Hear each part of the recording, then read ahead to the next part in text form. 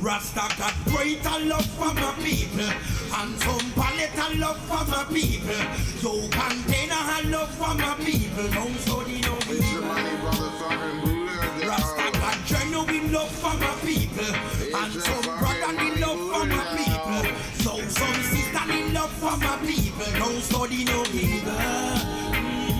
Corruption cracking up, and corruption cracking up, and no time to pretend, no time to pretend.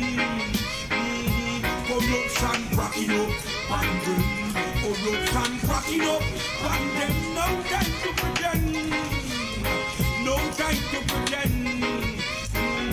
Corruption cracking up, and judgment.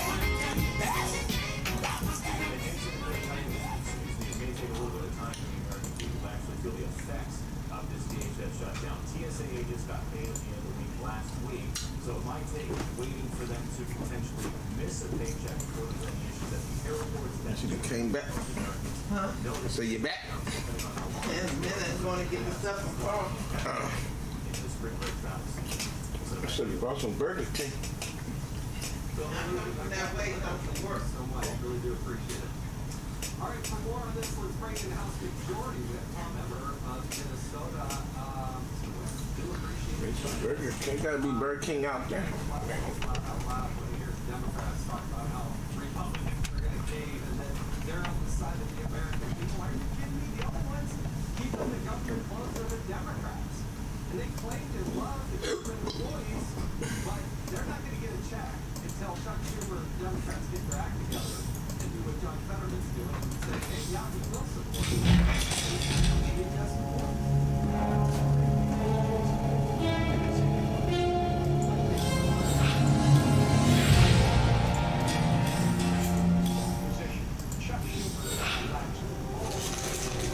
Alright, boys and girls, it's the motherfucking Money Buddha Show.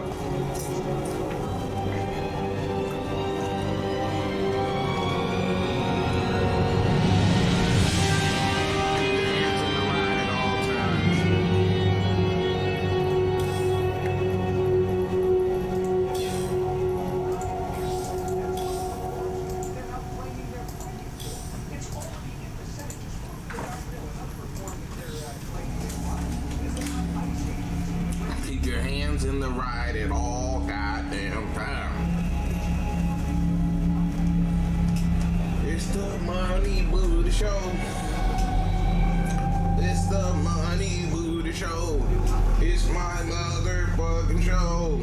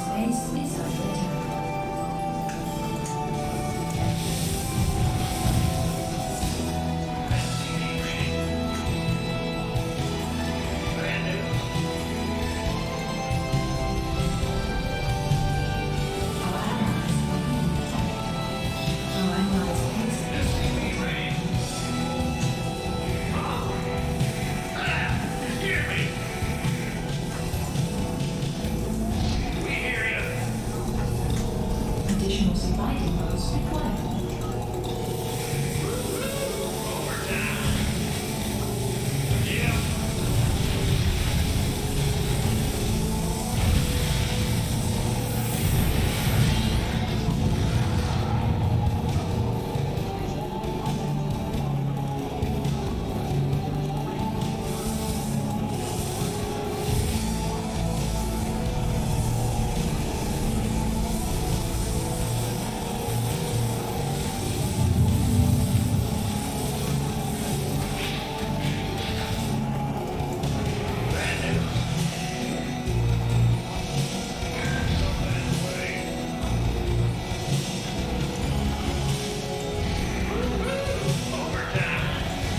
Our allies are being attacked.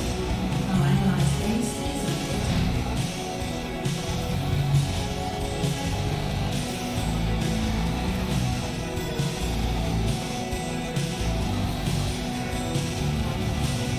First match of the game. Our allies' base is Fucking under queers. attack. Bunch of fucking queers. First match of the game.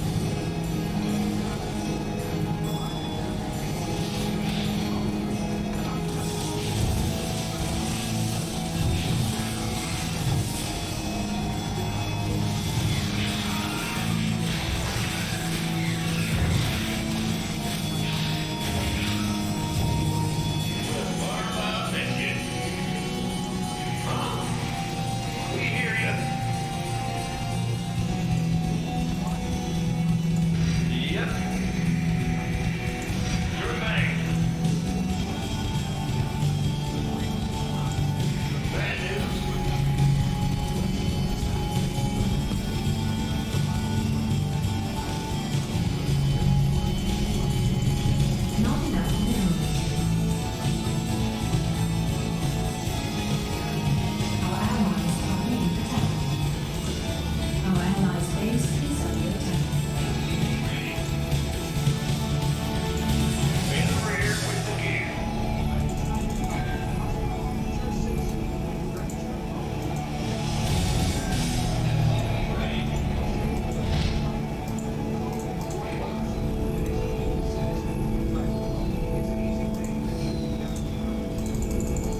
Not enough.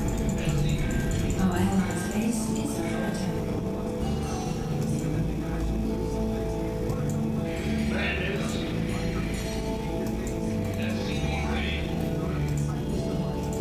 Not enough minerals. Our allies are being attacked. Our allies' base is under attack.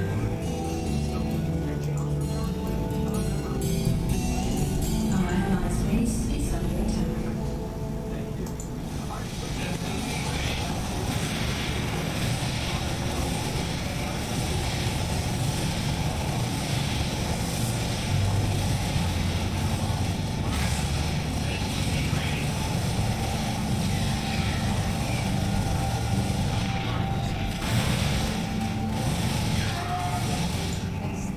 Our allies' base is under attack.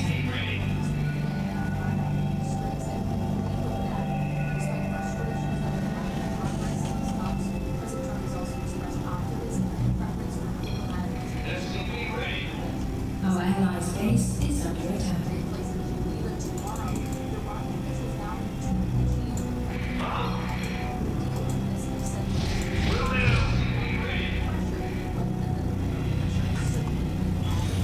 Our allies' base not enough minerals.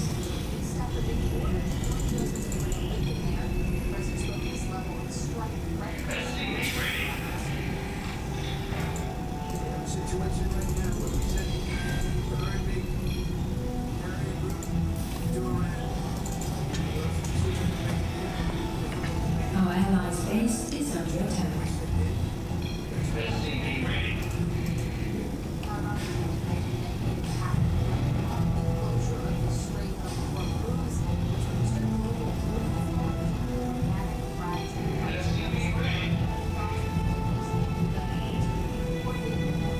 Our allies' base is command center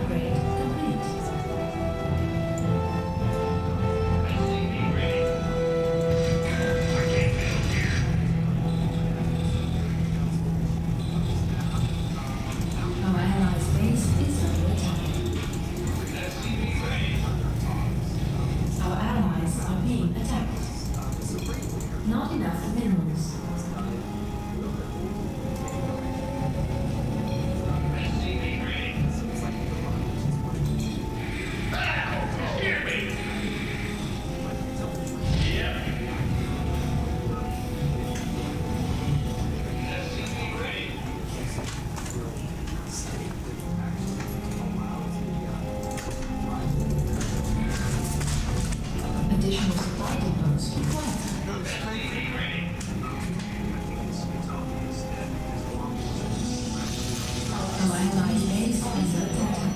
Our allies are being attacked. Yo, what's going on? Upgrade complete. I'm going. Our allies base is under attack. Our allies are being attacked.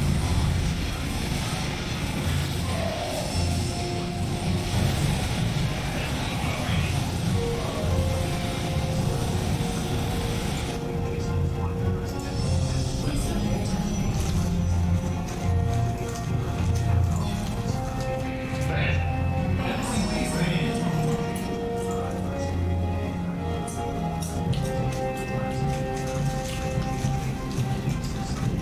Additional supply depots required. Our allies SCV base is under attack. In the rear with the gear. I can't build here. I can't build here. Our allies base is under attack. Base, our SCVs are under attack. SCV ready. Big job, huh?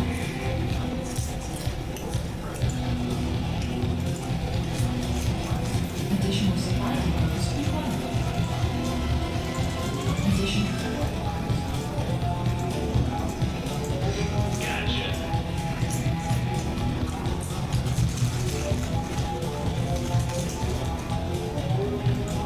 Big job, huh? I can't build here. our allies base is under attack.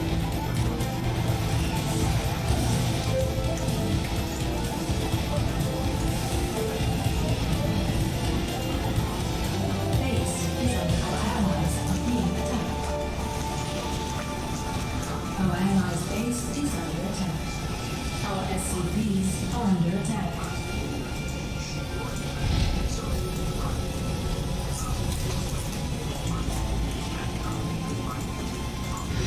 It's your time. Our allies base is under attack.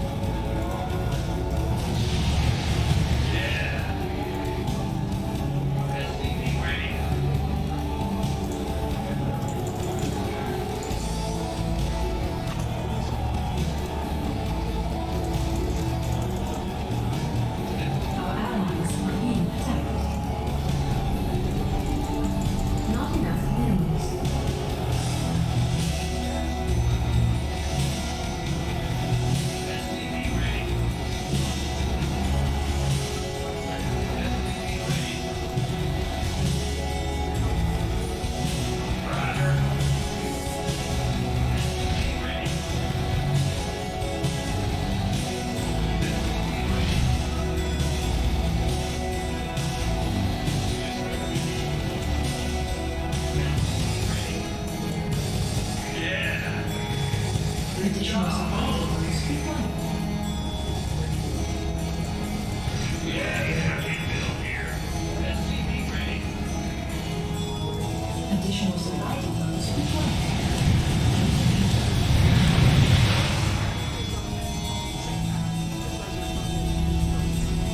Go ahead. Yep. Not enough minerals. Not enough minerals.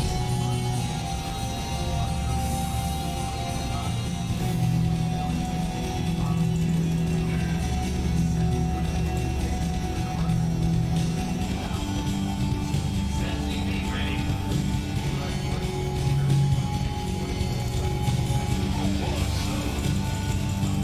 Not enough minerals.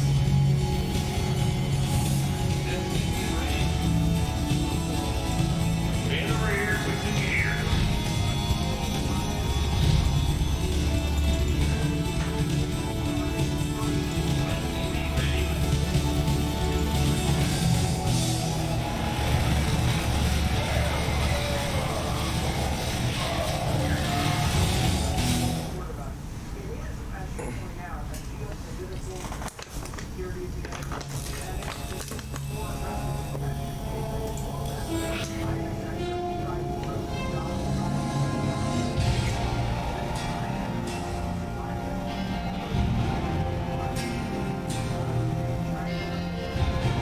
That fucking Terran takes a while to get off the ground.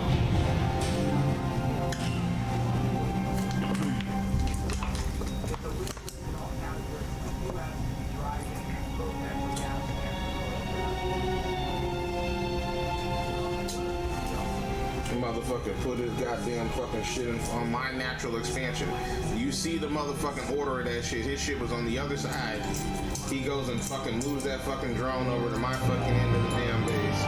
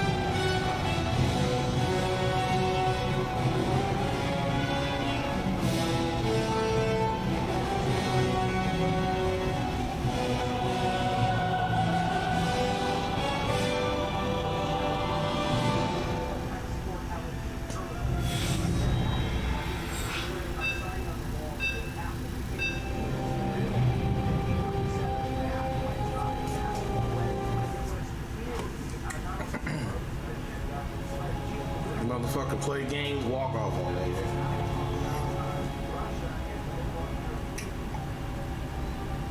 Each base has their own expansion. That one goes there, that one goes there, this one goes there, that one goes there. You fucking take your natural expansion and put it over there. Why? Why? Not enough minerals. Not enough minerals. Not enough minerals. Not enough minerals. Not enough minerals. Not enough minerals. Not enough minerals. Not enough minerals. Not enough minerals. Not enough minerals. Not enough minerals. Not enough minerals. SCV ready. Not enough minerals. Captain Bill here. Not enough. Additional supply depots required.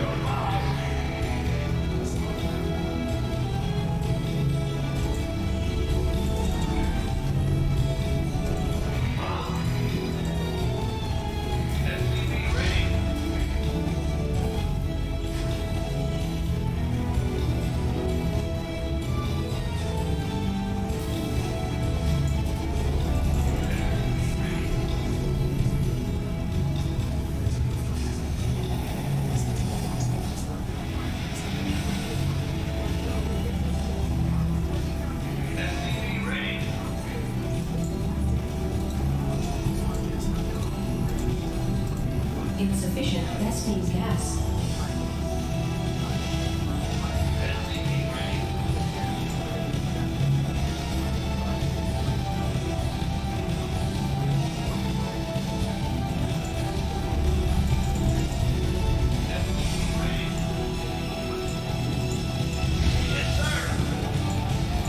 Vespine geyser required replacement.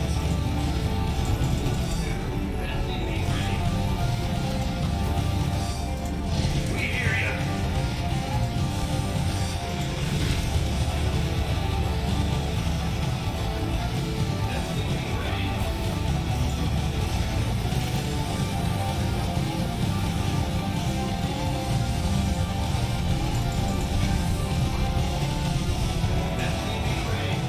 Add-on complete. What's going on?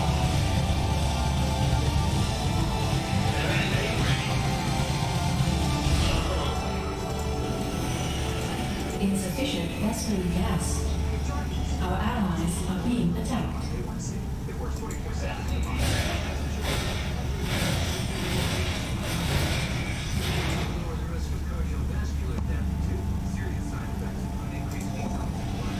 Our allies insufficient Vespine gas. Our allies are being attacked. Insufficient Vespine gas.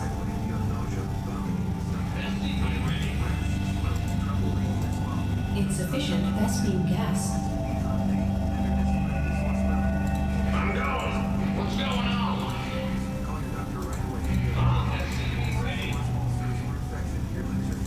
Insufficient Vespine gas.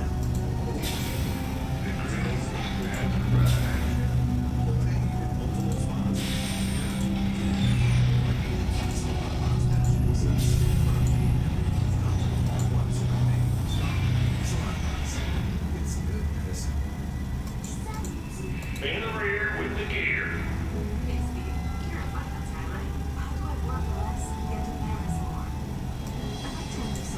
Bad news. Command center upgrade complete. Our allies' base is under attack. Our allies are being attacked. Command center upgrade complete. Research complete. Our allies' base is under attack. Here ya, build here. Our allies I can't build here. I can't build here. Our allies' base is under attack. Our allies are being attacked. Certainly.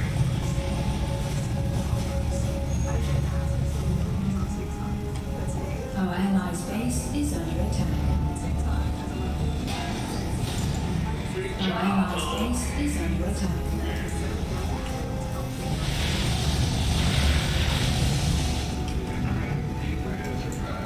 Our allies' base is under attack. I can't build here. Gotcha.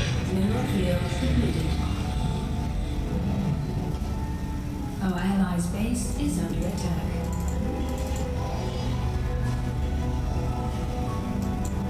In the Our rear allies' with the base gear. mineral field depleted.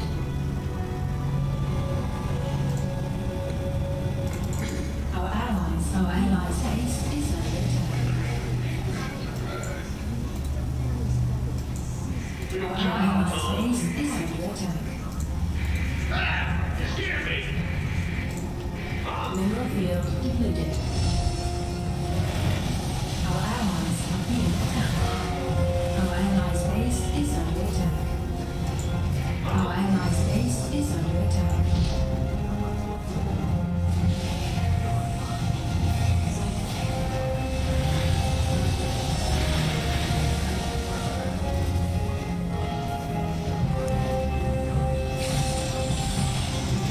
Got something for me to kill.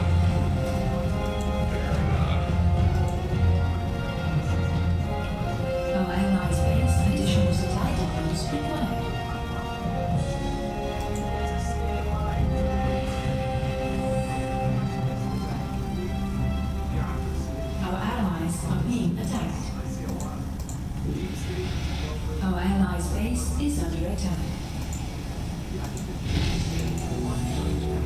Field depleted.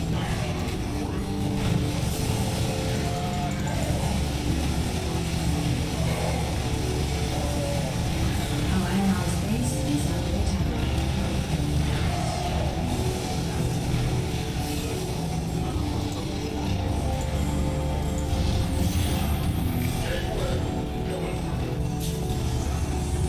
Our allies' base is complete. Our allies' base is under attack. Add-on complete.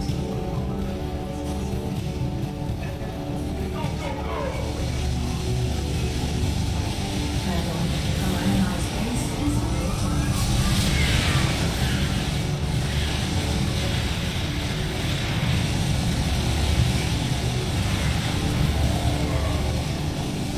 This better be good. Additional supply depots required.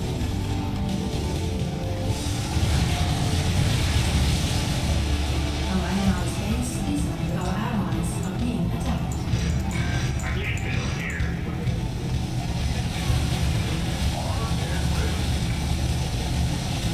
Research complete. Our allies' base is under attack.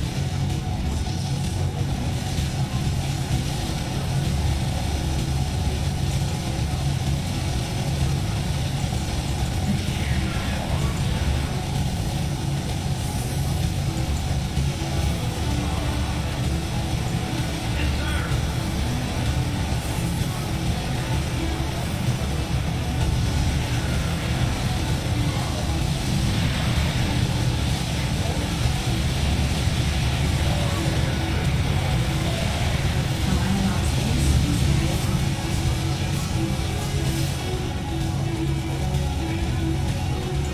What's going on? Base is under our SCVs are under attack. Our allies' base is under attack. Our SCVs are under attack. Our SCVs are under attack.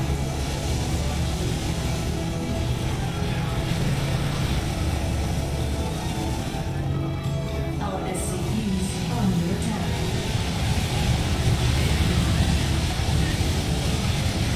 Base is under attack. Our SCVs are under attack.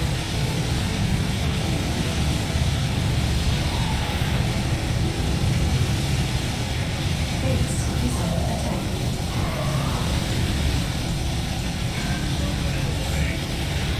Our allies' base is under attack.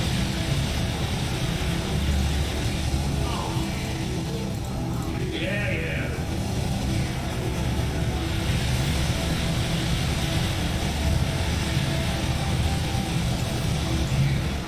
So it looks like we got the money up. And we just didn't have any fucking units.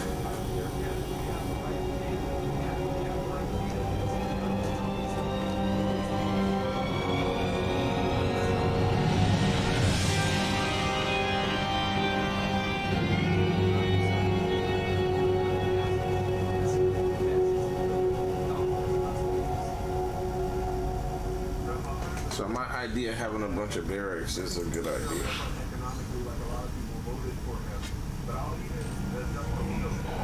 We have a bunch of them Jones.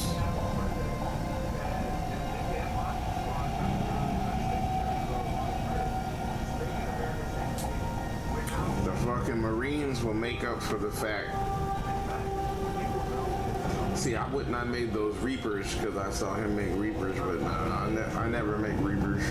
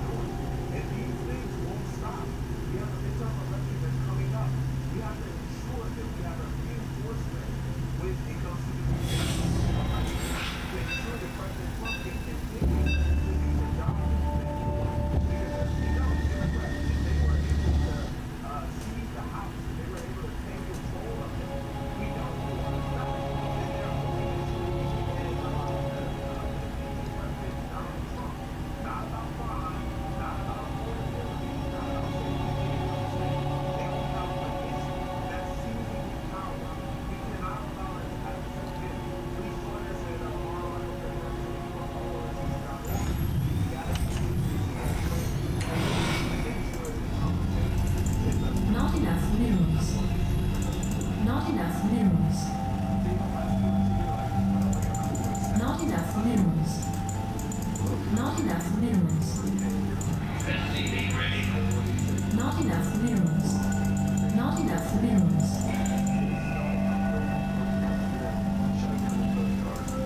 Big job, huh? Not enough minerals. Gotcha.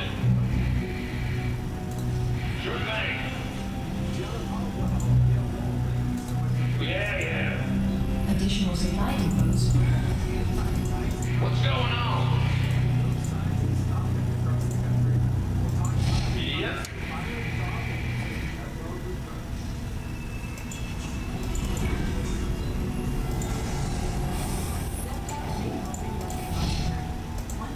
Bad news.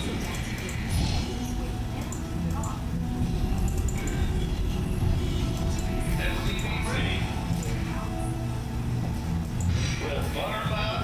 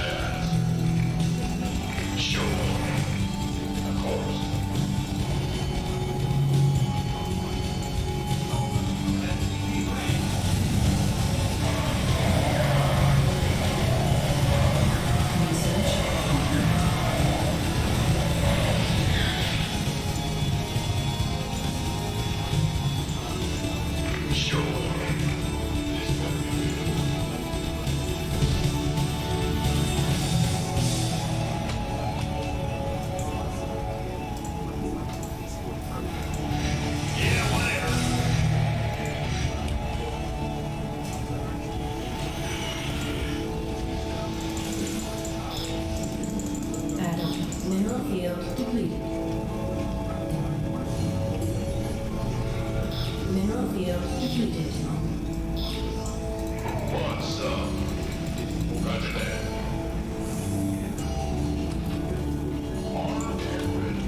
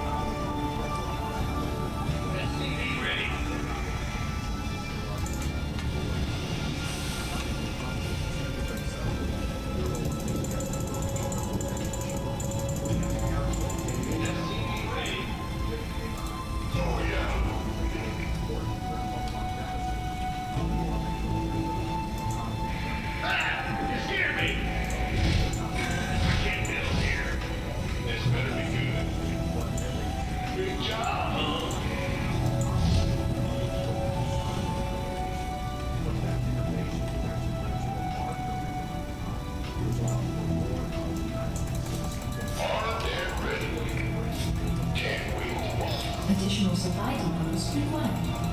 Surely.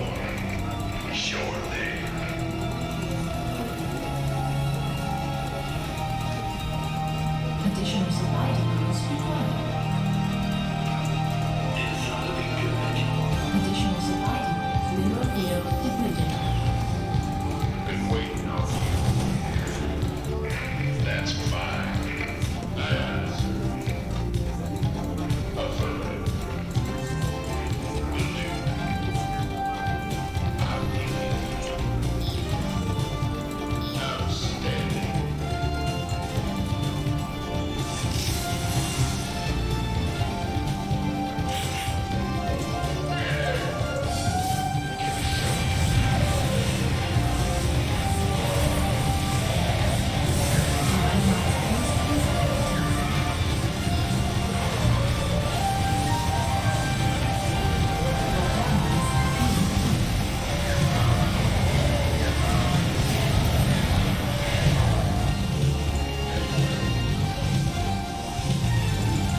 Our allies' base is under attack.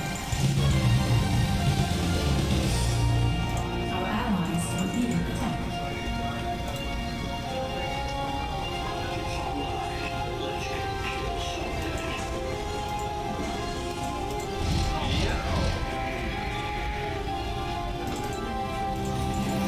Our allies are being attacked. Our allies' base is on field depleted.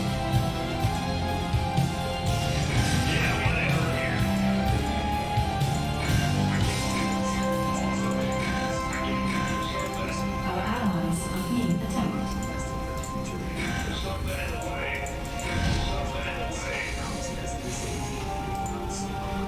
Our allies' base is under attack. Sure. You want a piece of me, boy? Our allies are being attacked. Yeah, whatever. Yeah. I can't build here. Our allies' base is under attack. Our allies are being attacked.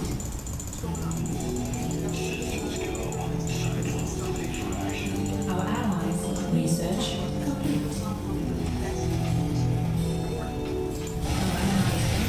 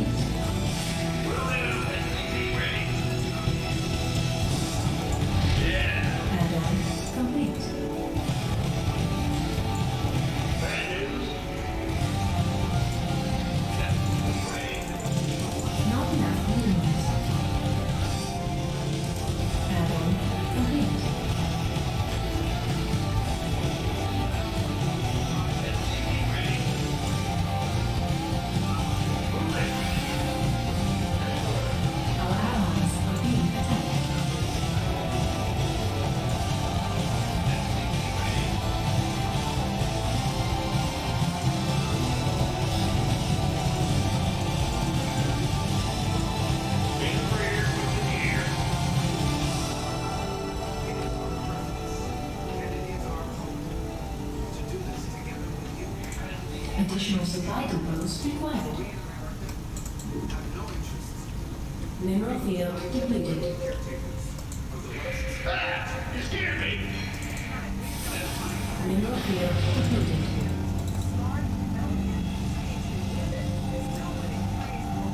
This better be good.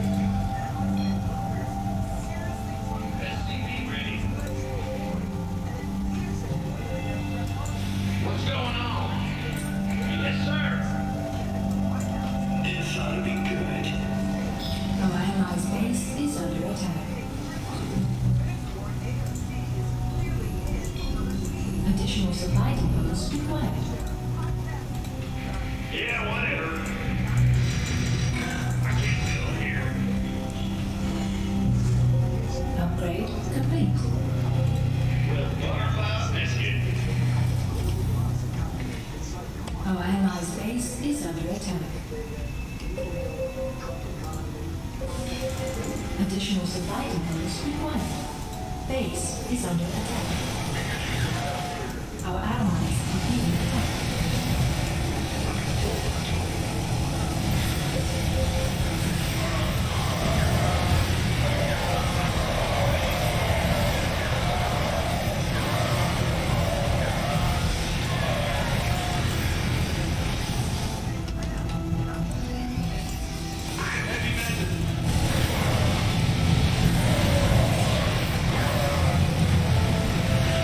Our allies are being attacked.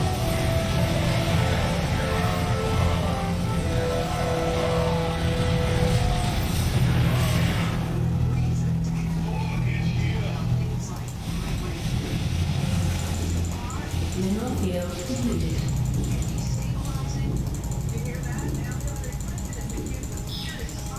Nesting geyser exhausted. Nesting geyser exhausted. Upgrade complete. Upgrade complete. I'm gone.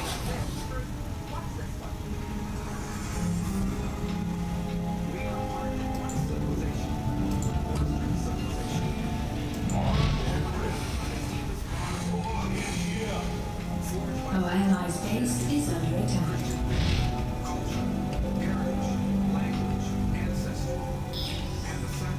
Upgrade complete.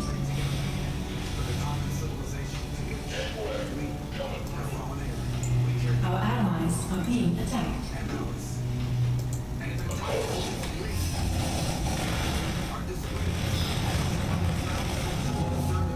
Our SCVs are under attack. Orders received better be good. I'm dealing it. Our allies' base is under attack.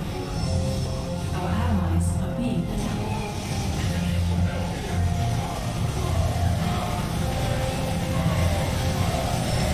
Mineral field depleted.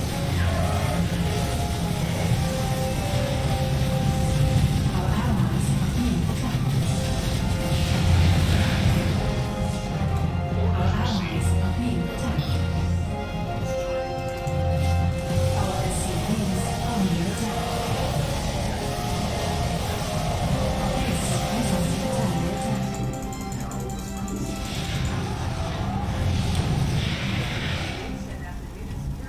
Our allies' base is under attack.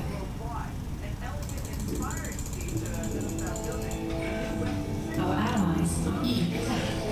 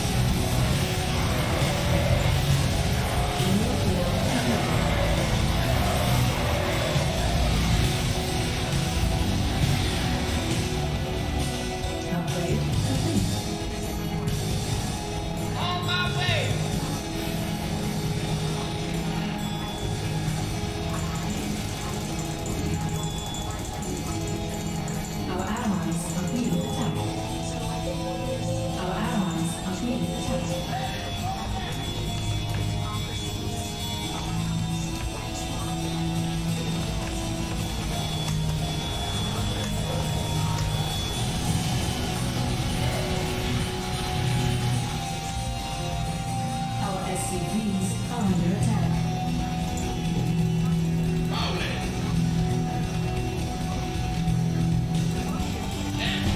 Our allies are being attacked.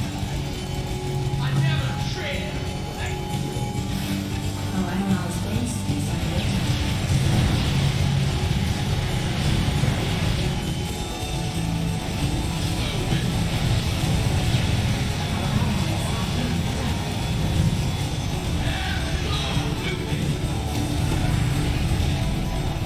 Our allies' base is under attack. Our allies' base is under attack. Got it. Our allies are being attacked.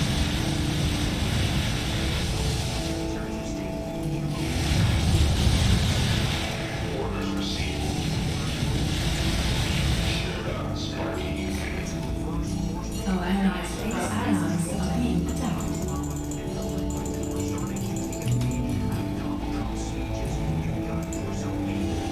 Mineral field depleted.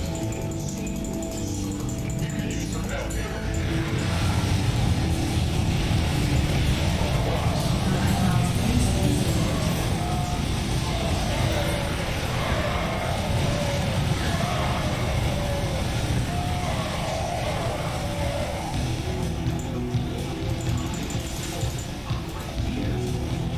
Our allies' base is under attack. Our allies' base is under attack. Our allies are being attacked. Rescue. Our allies are being attacked. Our allies' base is under attack. Mineral field. I can't build here.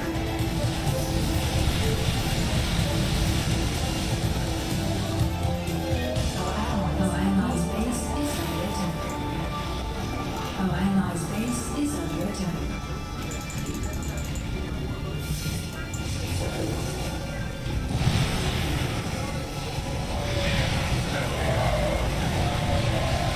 Our allies are being attacked.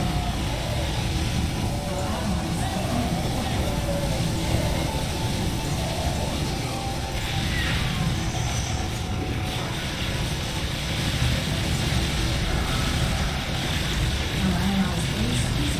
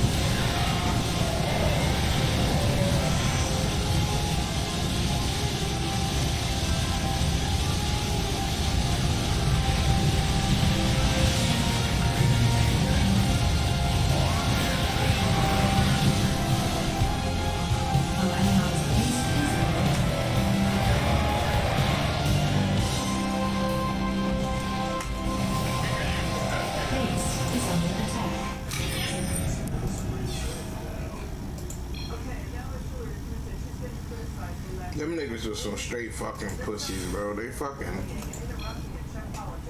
fucking goddamn ran away from us the whole fucking game, bro.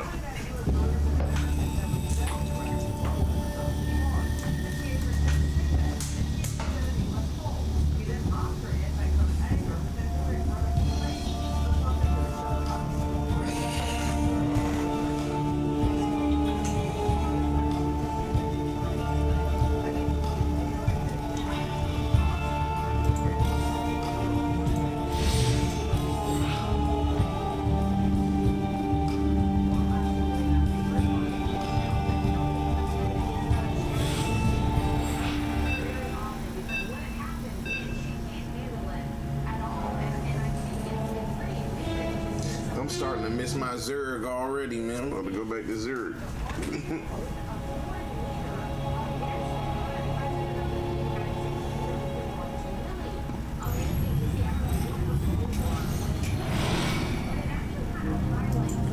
Take my fucking shit back to Zerg. Motherfuckers.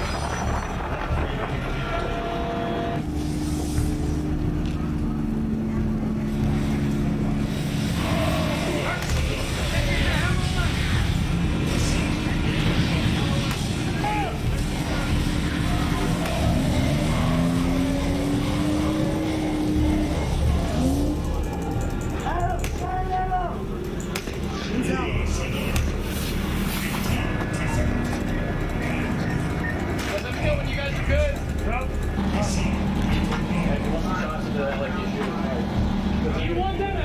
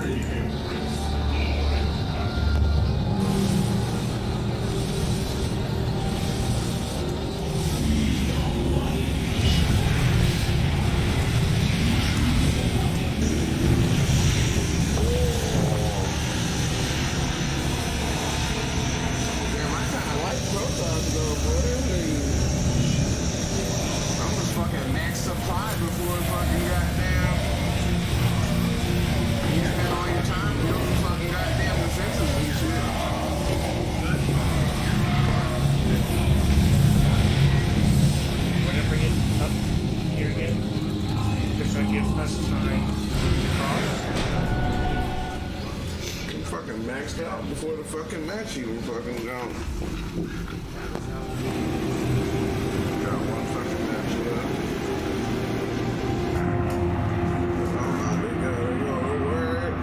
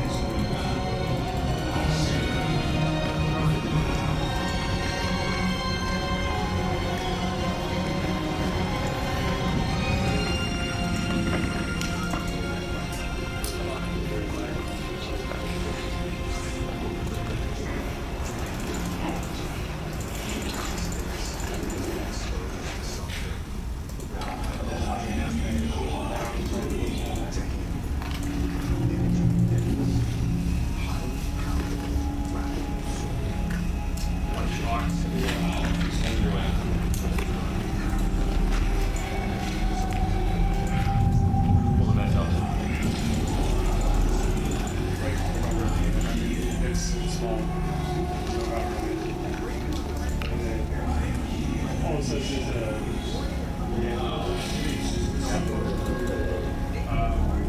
5 minutes. 5 minutes.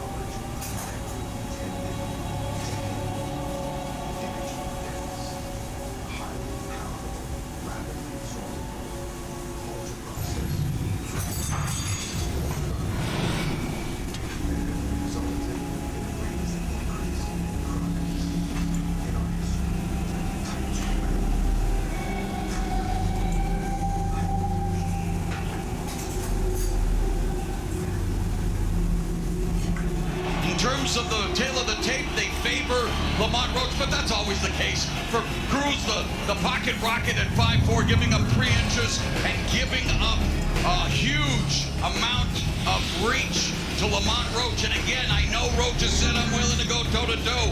If he's smart, he'll use those physical advantages and beat him with style, beat him with the sweet science. Let's go back to Jimmy Lennon Jr.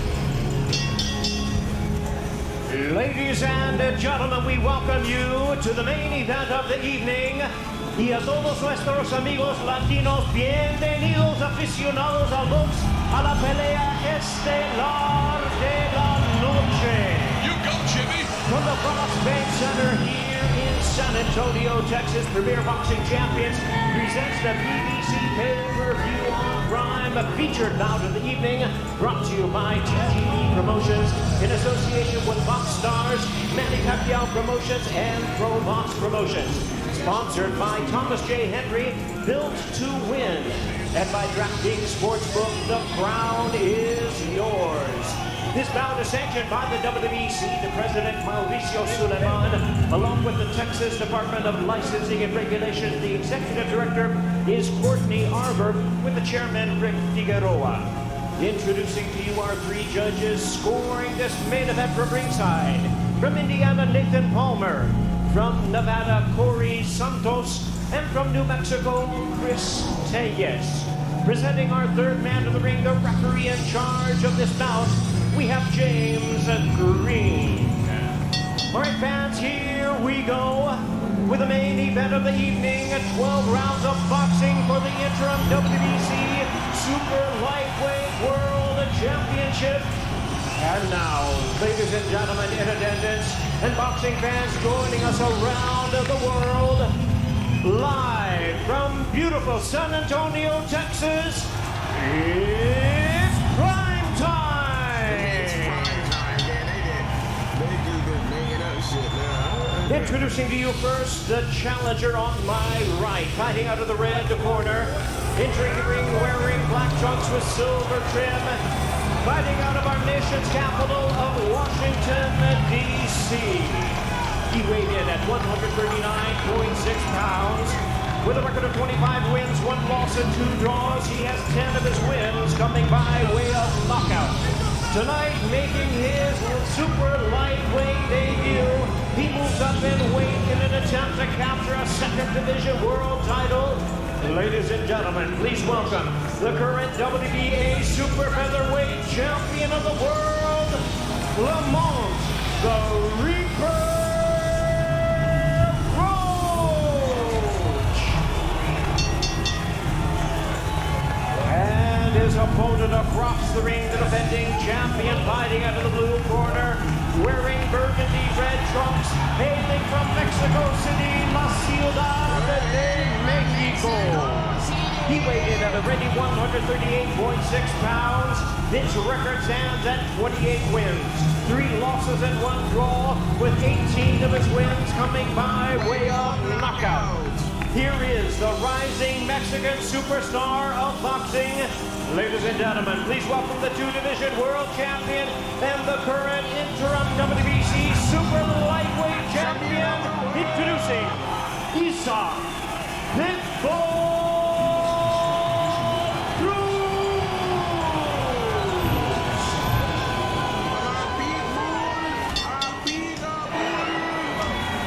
Once again, the referee in charge, ready to give instructions, James Green. Come on, Lamont, don't you fucking embarrass us, nigga. Don't embarrass us, nigga. This is going to be good right here. Right here on this side going to be good. This is for the WBC interim championship of the world. You got some stuff in the dressing room. I want you to protect yourself at all times. Obey my commands at all times. Touch them up, back to your corner.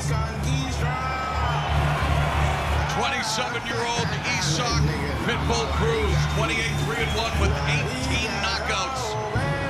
He doesn't outwork opponents, he outhurts the Lamont Roach Jr., 30 years of age, 25-1-2 with 10 KOs. Neither has been down as a pro. And it's time to close the show with tonight's main event, equal for 12 rounds in the 140-pound division. Roach making his debut in this weight class. Just like that, Pitbull commands the center of the ring, going to the body aggressively. I think I've seen that before. This is what he does, and that's why this crowd exploding for everything he does. He's looking to explode here tonight against the taller. And wow, what an incredible story. And really, it all started here in San Antonio when he fought Diego Magdaleno. No one really had heard of Isaac Pitbull Cruz. We all remember him after that incredible first-round knockout. Oh, he's swinging wildly, though. Watch out for those counters from Roach. And Roach is doing what we expected, using the jab. Roach is going to take his time, and he said, look, we know that Pitbull has a problem with lateral movement, but if you think he's only going to box mode, Roach told us one thing, no one's going to walk straight forward into me with no head movement and not pay for it.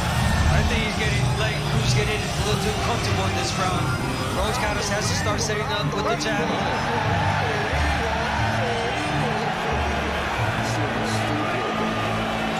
Now take control of the ring. So far, Cruz is the one on him. Low center of gravity. That crouch very reminiscent of Mike Tyson in terms of getting down low and then exploding. Cruz just marching forward. Roach on his back foot gets tagged.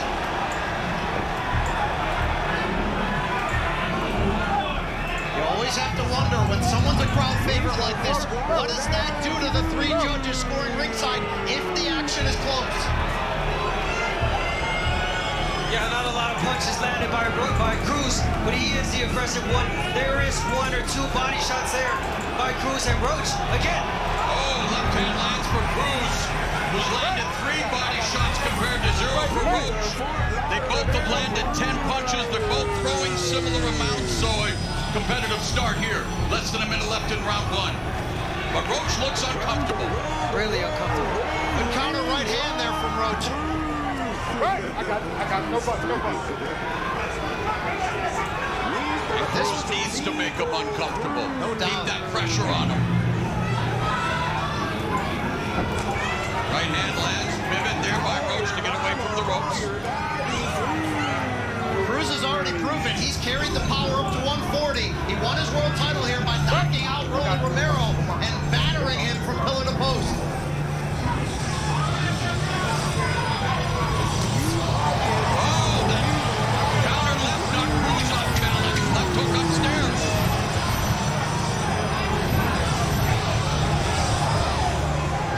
Statistically, a very even round, although Cruz put the pressure on Roach as we expected.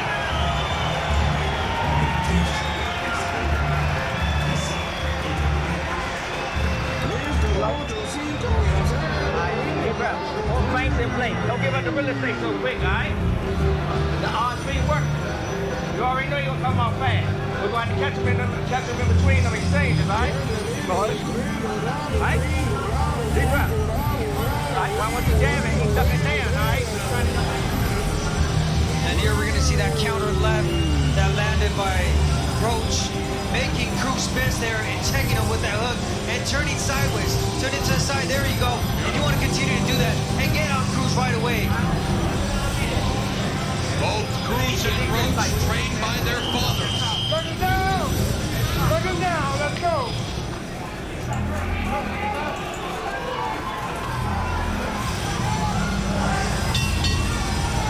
Round number 2, according to CompuBox, in round 1, Cruz was 13 of 49, Roach was 13 of 45. Cruz outlanded the body shots 5-1. But again, stats don't tell the whole story. Oh, Roach did well, though, in the final minutes to gain back some respect with those clean counters. Nice left hand upstairs by Cruz. Fearless in his attack. Really fearless. I like how he's working. He's started working the body and he finishes upstairs.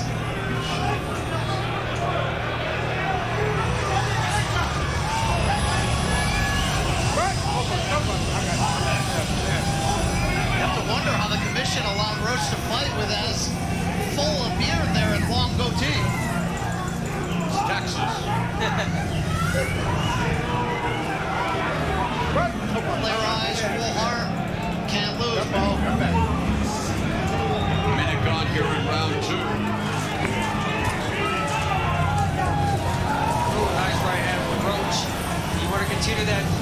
jab. There you go. No step back.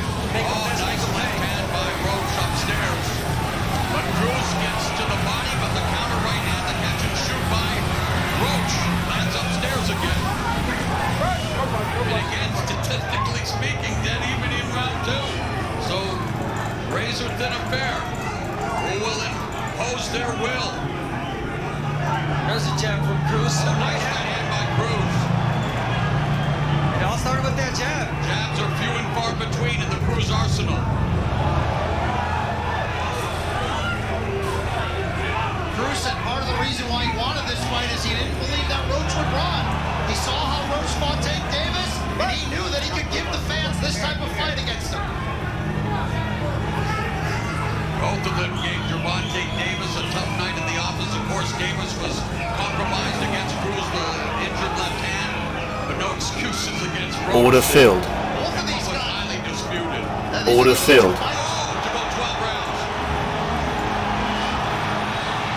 45 seconds left in the second, and of course, Cruz could miss every punch and the crowd would still yell, so judges have to be careful of that. These two are fighting on very even terms. Oh yeah, absolutely. As I mentioned, statistically, it's dead even. This is how you're going to keep the fight interesting if you're Cruz. Throw a lot of punches. Even if you're missing, you're going to keep Roach busy. Thinking, what punch is next?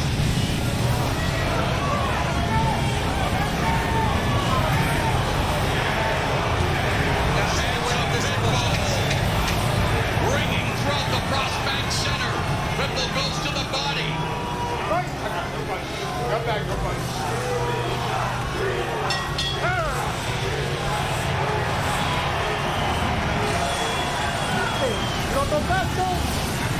You touched him. You touched him.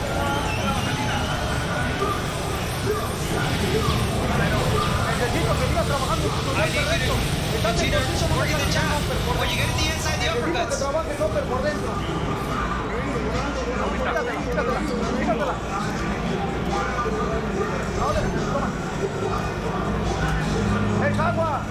Get him water. Let's look back at a very competitive round 2. Pitbull pushing that pace throughout, but a beautiful counter right hand from Roach, who continues to get his respect as they trade in close range. The combination here by Pitbull, a double left hook. But Roach has been proving that whatever Pitbull has to offer, he can equal. Let me down, let's go. Hey, let's go, y'all, let me down.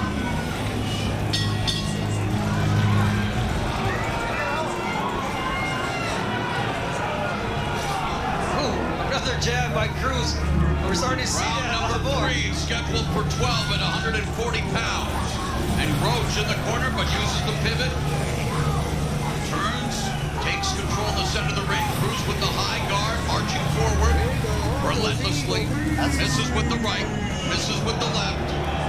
That's the same counter right hand Roach just landed that he wobbled Gervonta Davis with in their first fight after eating a big shot from Tank. Yeah, Roach got to wait for those single shots. Cruz time him and counter punch with that hook or either strike right hand coming in. There it was. Misses with the left hook. Wow. Goes to the body. Yeah, that was a perfect opportunity for Roach to land the right hand, but he didn't take it. Jab effective for Roach. And again, Cruz winding up and missing wildly with these shots. Good defense by Roach. Jab is effective, using his footwork, even though he's along the ropes, doesn't appear to be in any danger. Now they clinch. Roach said this week he thought the most dangerous part about Pitbull was his confidence. So the biggest thing he can do to mess with that confidence is make Cruz miss and make him pay. Cruz made him miss so far. Remaining here in round 3. He's made him miss so far, but he's got to start making him pay. You got to give Roach this. He looked like the bigger man against Tank Davis at 135. He's filled out beautifully into 140 tonight. Nice right hand there from Roach inside. They clinch. Cruz smothering his offense. Just over a minute left here in the third frame. Cruz has to try to... left hook and the glove touch. Roach hit with the left hand. It's a knockdown, and it's the first knockdown of Roach's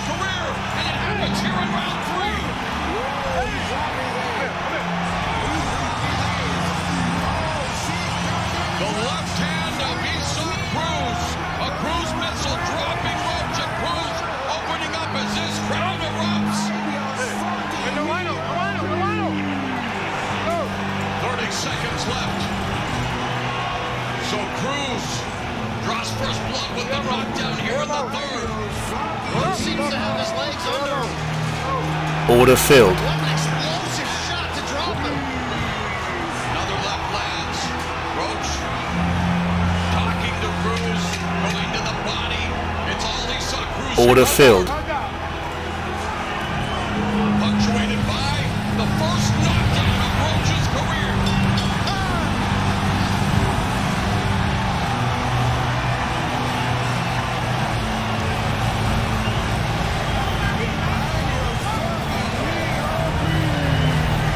All right, let's look back there in round 3.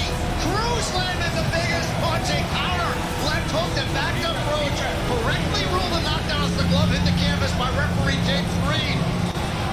It was the timing. Where was he in Brooklyn when he fought Davis? Exactly.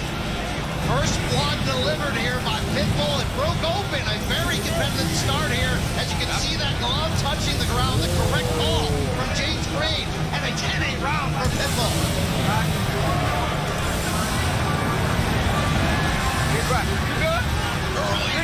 Hey, get back the box. Lamont Roach looking to bounce back here in round number 4. And sure, it was just the glove touching the canvas, but an official knockdown. And Cruz will be looking to continue battering Roach. Larry Hazard, unofficial scorecard, has Cruz ahead by 2 points thanks to that 10-8 round in round 3 after the knockdown. I was wondering if the knockdown would turn Roach into a boxer. It hasn't. They're trading at close range. They talked about Roach taking the confidence away from Cruz. Well, guess what? That last round, Cruz got a lot of confidence.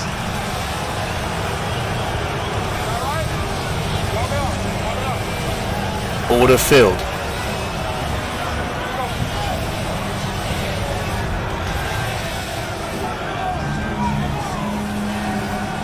Again, very effective with the left hooks.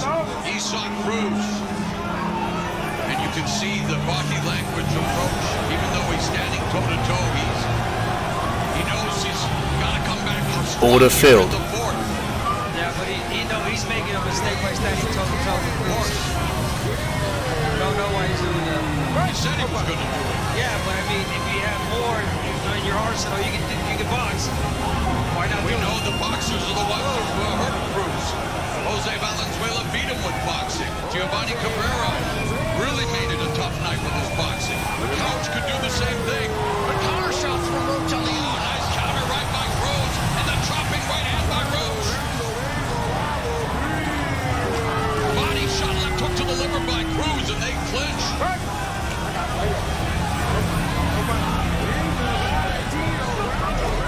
Nice 1-2 by Roach. Ducks underneath. Ooh, and hits him with the left. Cruz misses wildly with the left hook and the right. Final minute of the 4th. Order filled. He's gonna miss a lot, but he's never gonna stop trying. Right uppercut on the inside. Nice body shot by Cruz. That is exactly Order filled. so dangerous. Remember, Roach absorbed a lot of punishment in rounds 5 and 6 against Tank Davis. Stood his ground, exchanged with it on even terms, and took control of that fight in certain parts of the second half.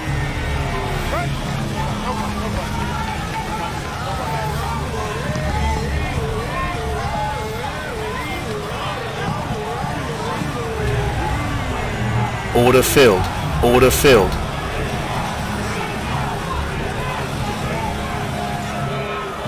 Yeah, at this point, I don't think it's Roach wanting to fight in the inside. I think Cruz is forcing him to fight in the inside.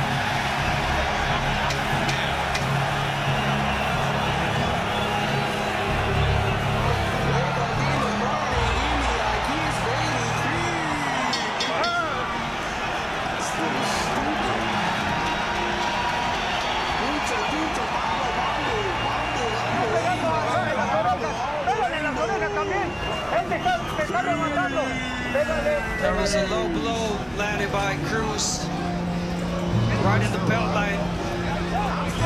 You see the frustration right there from Roach, pushing him back. with the combinations where Pitbull Cruz throws a lot, starting with the body and he always finishes upstairs. Same hook. Hook downstairs, hook upstairs.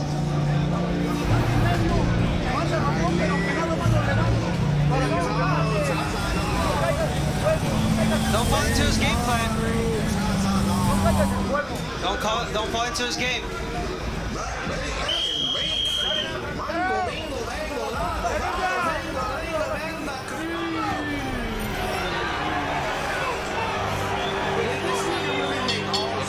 Round number 5, scheduled for 12 rounds at 140 pounds. Roach making his junior welterweight debut. He's already gone down as Cruz comes forward. There's a jab from Cruz and then a attempted guillotine choke on the floor.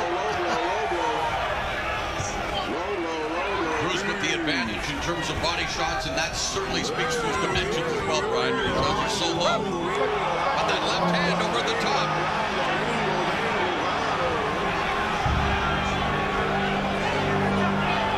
Still showing good body language amid this pressure. It can be overwhelming when this crowd gets going. Yes.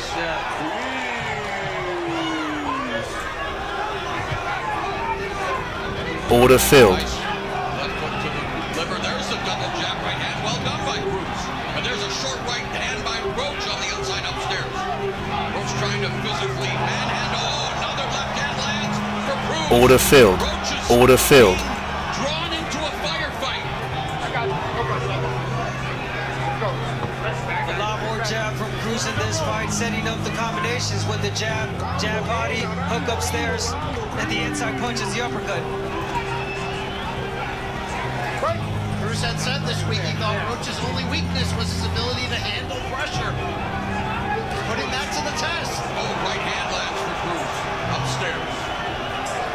And Roach is standing right in front of him. Now smothering. Cruz clinching. Lead right uppercut and the left hand from Cruz. Oh, left hook upstairs. Flip. Roach.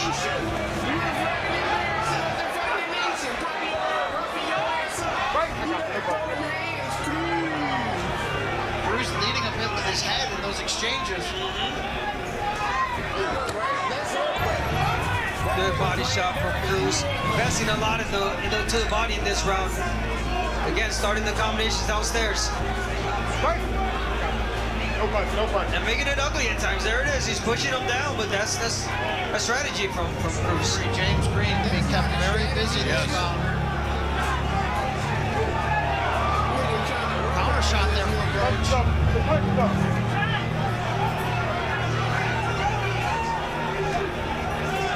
Stiff jab again from Roach, undaunted by any success Cruz is having. But you can't discount, Mo, the effectiveness of that knockdown in round 3 and what that might mean on the scorecards if this stays so competitive as it is. Nice.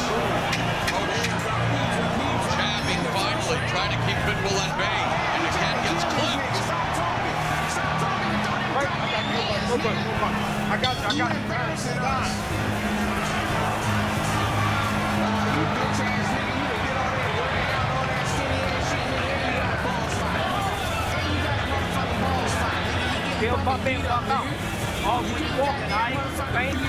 Let's look back on round 5. Pitbull Cruz leading with the right hand to the body and an open left hook upstairs. Referee warning him there for going low, but continuing to have success on the inside. A lead right uppercut from the back foot. Roach counters, but Cruz is starting to get a little aggressive on the inside, leading with the head in the clinches and punching out of it. Referee was behind Cruz and maybe didn't see that cleanly.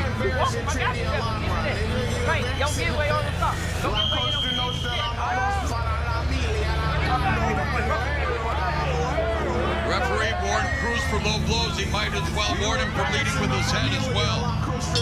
Round number 6.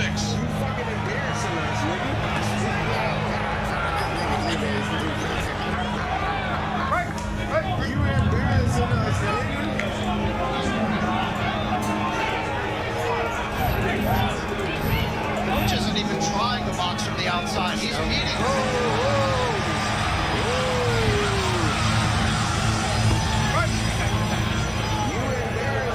one thing to say after that Cruz makes you fight the style of fight. Yes, he does. Just beating him there in sequence. Nice left hand lands from Cruz. There's a left hand that drops Roach. First time in his career, nice double left hook to the body and upstairs by Cruz. There's a combination from Roach. Gets clipped again with the right hand. There's a right hand that scores for Roach, but immediately the counter from Cruz. The inside game, the body shots, a little bit more effective Cruz, but he's the one holding now.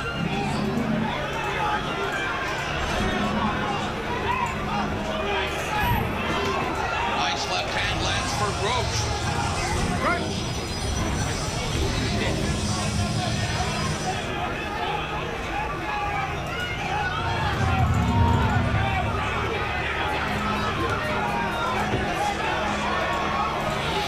Side steps. There was a jab for Roach. I mean, and it's becoming a rough and tumble affair on the inside. A lot of clinching, a lot of smothered offense. Referee is a busy man.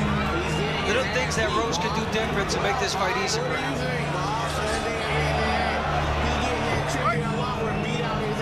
Cruz has been docked points before.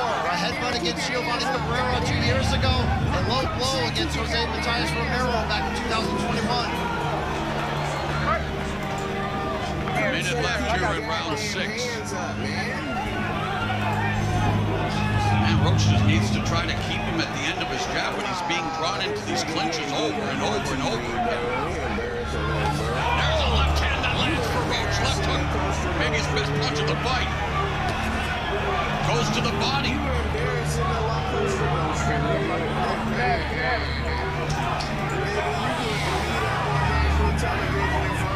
Roach is going to continue to make this fight difficult to score. He doesn't let Cruz build upon the momentum of any good sequences he has. Especially this round has been a really close round. If anything, that punch might be a difference from Roach. Roach has outlanded Cruz 15-7 in this round. Final 10 seconds of the first half for this fight scheduled for 12 rounds.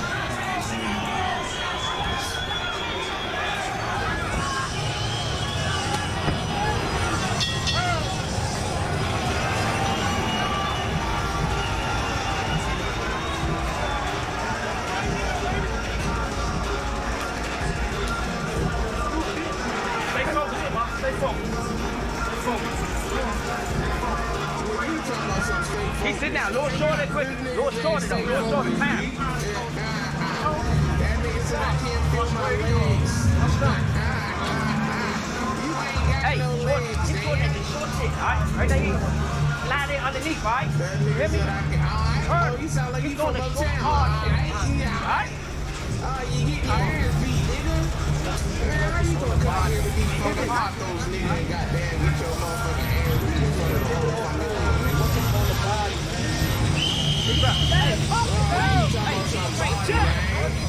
What's up on the body?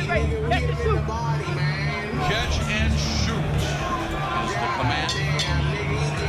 Roach's corner as we begin the second half of this 12-round affair at the 140-pound weight limit. Roach's first fight at 140 gets tagged with the right cross from Cruz, who's a former belt holder in this division.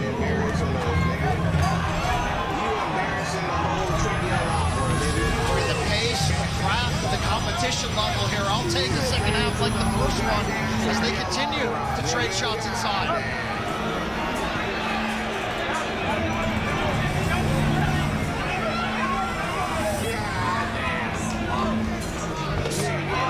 Both of them economical in their output. Cruz took the left hook right there, trying to go to the body, but he had his hand down. And man, a lot of this clinching being initiated by Cruz.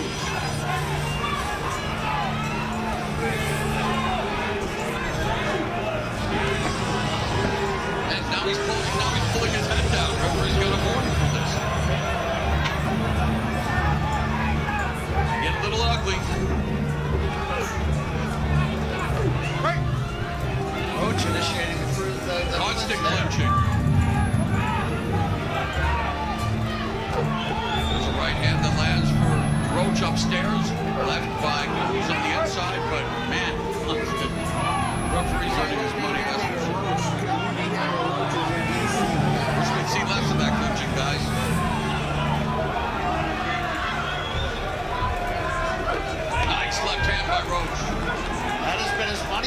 this fight. And there's a point deduction. I knew something had to give. It was getting really ugly. Much to the chagrin of the crowd, but now we have the knockdown, and now we have a point deduction here in round 7, which evens things up, and depending on how the rest of the round goes. Yeah, definitely becoming uglier and uglier with these. You know, Roach needs to establish the jab. He just has to. And Cruz does what Cruz does, but it's just clinch after clinch after clinch. And if they take another point away, I mean, it's going to force Cruz to, just start letting his hands go a lot There's more. a nice sweeping left hook upstairs, lands for Roach. Final 45 seconds of the 7. Roach can just keep some space in between them. He's having success, though, catching Cruz on the way in. Building confidence off these clean, hard shots. Roach misses with the right. 30 seconds left in the round 7. Double jab from Cruz, but misses with the right.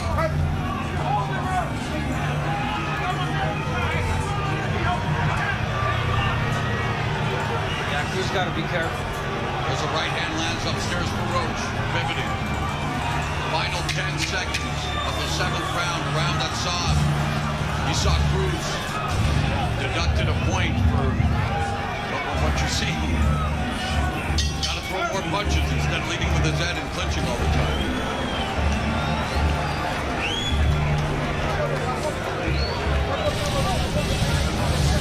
Close your mouth. I want you to keep barking. This will lead to the Back at point the deduction. point deduction here, round 7. Referee James Green had admonished Cruz often for causing so many clinches. Green had enough, instantly taking the point away there. You wonder what that'll do on the scorecards. As Roach talking it out with the corner of Cruz. He's saying he's holding me. And leaning all over Pitbull. Please listen to me. Yes, you can. You can do it. Come on. Eighth round.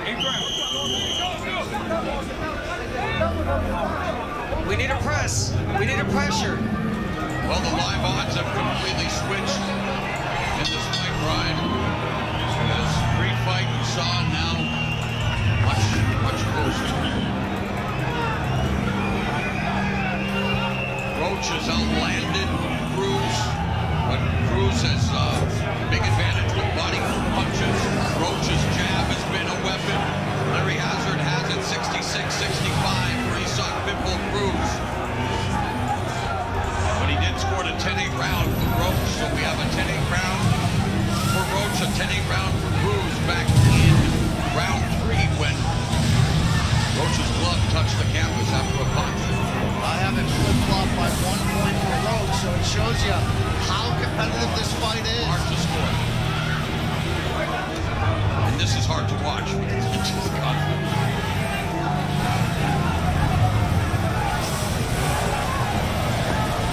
Yeah, Roach taking the crowd out of this fight. Also taking some of the steam out of Cruz by catching him coming in and standing his ground. The left hook by Roach upstairs that landed. Another left hook by Roach. Cruz looking to use the jab now, finally walking down Roach, but Roach's footwork evading the shot, and Roach now delivers a fast combination upstairs. Yeah, momentum definitely switching in this round. Roach boxing now. Cruz going backwards. Something that we hardly Resetting. Pitbull looks frustrated. You can read it on his face, but he lands a big left hook there. There's a left hook that lands for Roach. Oh, and Cruz misses wildly to the left. A lot of misses. A lot of misses. But again, those are shots, single shots where Roach can easily counter, but he yet has not decided to. There's a nice short left hook lands for Roach. Rolling the Matador. Just over a minute left here in round 8.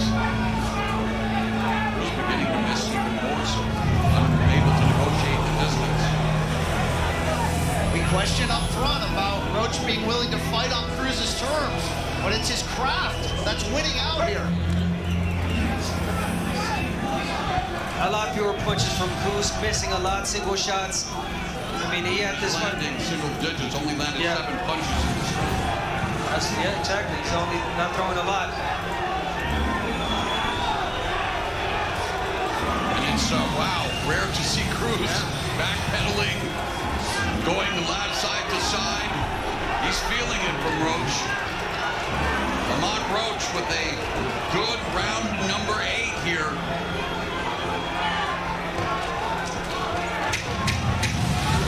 That's what he has to do. Keep the distance, keep Cruz at the end of his jab. Cruz will try to burrow in. Some gamesmanship from Cruz. That'll please the crowd. Hey! That's the goal! You walk the goal right there. You don't win the cup. Take the cup. Lewis Thomas, man. If you walk the man, make a cup.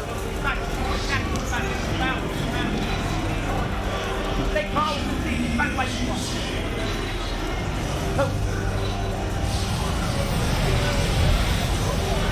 Take a deep breath.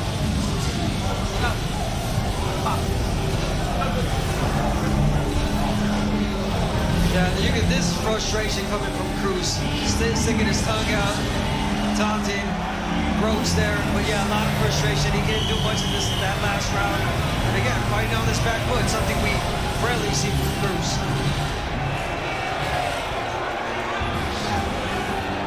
Well, round number 9. Scheduled for 12 in the 140,000 division. Roach establishing the jab. Going to the body with the jab. Doesn't follow up with the right hand, however. No, but this feels like a 3-round surge from Roach, and it's only made more impressive by the point being taken away by Cruz. There's a left hook to the body by Cruz. No, what was really impressive is that Roach was able to fight Cruz at his own fight. And I think that took away from Cruz a bit, like mentally. He said, wow, this guy was able to take my shots and fight with me toe-to-toe. That's how you hurt a guy's greatest strength, if it's confidence. Yes. We've definitely seen a shift here as Cruz missing again wildly. That has to be frustrating on his back foot, which we rarely see. And Roach not throwing any punches, but putting on the pressure a little bit. Intelligent pressure. And there's a left hook by Roach as Cruz came in. And a flurry of uppercuts as they clinched by Cruz.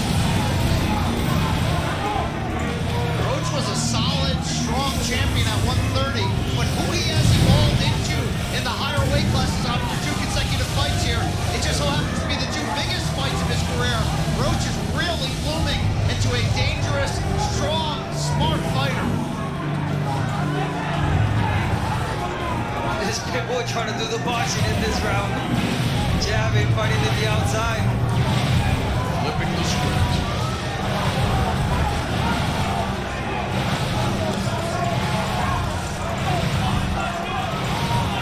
Missing a lot.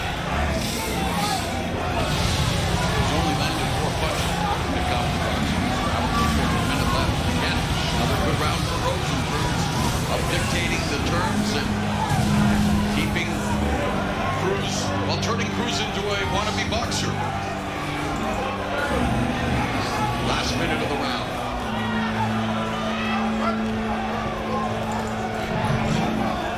Yeah, you got to go back to what worked for you, Cruz, which was the body shot. Starting to the body, double that hook, downstairs, upstairs. Left hooks upstairs for Roach. Chopping right hand by Cruz. Lead left hook and right hand to the body by Cruz. Roach trying to fight out of the clinch, but now he initiates it. Under 30 seconds left in the 9th. Jab from Roach.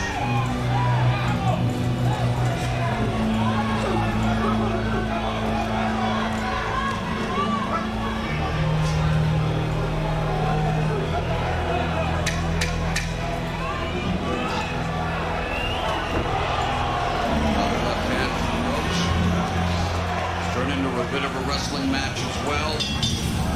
We head to round 10.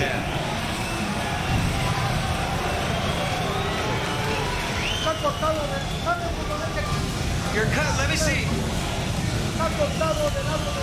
You're cut in your right eye. I need you to keep working. Listen, let's change the strategy. Now I want you to pressure and box. Pressure, box. Get in, get out. You're doing it perfect.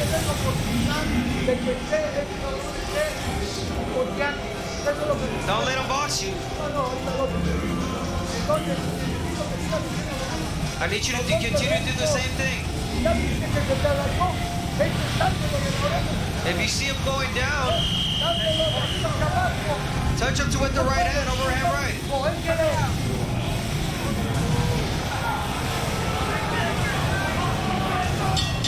Round number 10, you guys. Pitbull has landed more body punches against Roach than any Roach opponent in 17 fights tracked by CompuBox, but his body attack has fallen off big time since landing almost half of those punches in rounds 3 and 4. And guess what? Roach has outlanded Cruz in each of the last 4 rounds.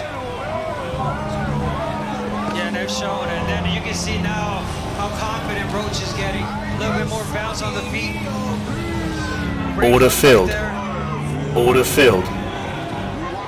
The body language totally changed for Roach. And you can't say it enough. He's taking the crown off the fight. Yeah. They exploded there for a left hand. Triple jab from Roach, splitting the guard. When Cruz was having success early, you couldn't hear yourself thinking. No, he definitely, Roach is taking him out of the fight. And he may be taking the fight off of Cruz.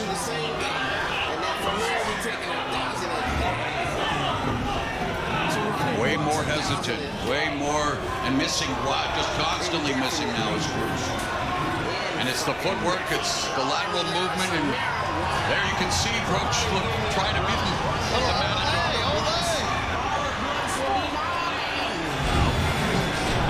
Now good right hand by Roach upstairs, using that lateral movement. There's the Watch him as he moves.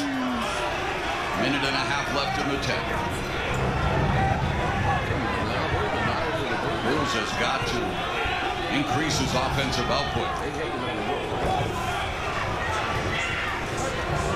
Roach has landed 42%. Yeah, Cruz is hurting himself when he gets in the inside. Instead of letting his hands go, he's the one clinching. He's the one trying to grab on top of the head. Roach is starting to pull away in this fight. It feels like it on my scorecard at least. 4 consecutive rounds I've given Roach. A minute left in the 10th.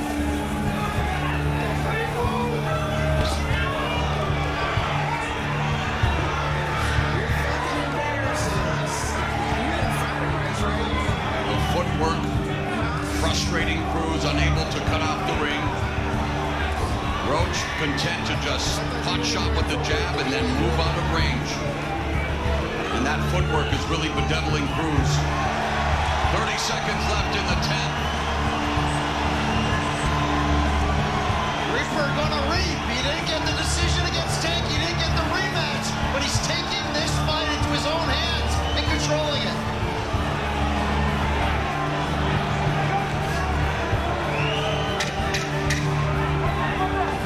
Another strong round for Lamont Roach Jr. as Cruz unable to get anything going. Rarely do we say it, but he's in cruise control now. He's not the offensive force we've seen.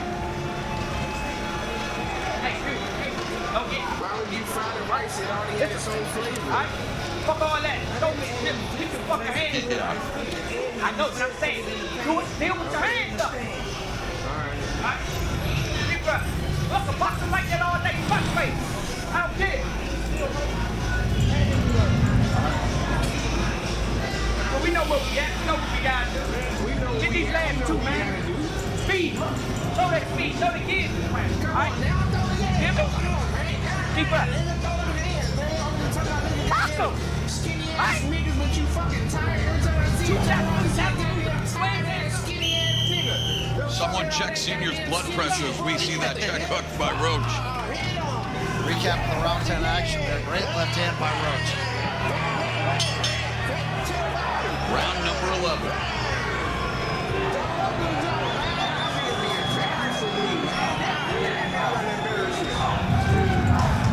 Unofficial scorecard belongs to Larry Hazard. He has a dead even at 94. Order filled. Roach is Order filled. pulled away from this fight a little more than he's being given credit for by Larry Hazard. How do you see it, Brian? I've given Roach 7 of the 10 rounds. The point deductions, 1 for the knockdown on Roach's side, 1 for the holding on Pitbull's. Equally, you cancel each other out here. Roach in firm command on my card. I tend to agree with you, sir. Yeah, we don't know how the judges are seeing this fight, so definitely really important these last 2 rounds. And I like what the coach told Roach, which is box now. Use that jab, and he's doing so.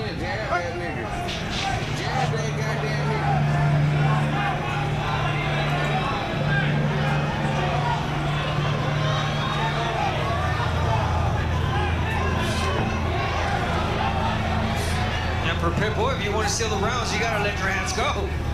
Well, he's trying, but he's missing. Well, he's wildly missing. He's throwing single shots here, so you're going to continue to miss if you throw single shots against Roach. Yeah, we talked about the potential of him stealing close rounds with activity. If that activity's not there and the crowd isn't reacting to it, it's going to be a difficult task. It's definitely not there. In the last round, Cruz was 7 of 24. Roach was 14 of 38, and it's not much different here in round 11. Just no offensive output from Cruz whatsoever. And the jab now beginning to keep him at bay. And if he does come in, he just clinches.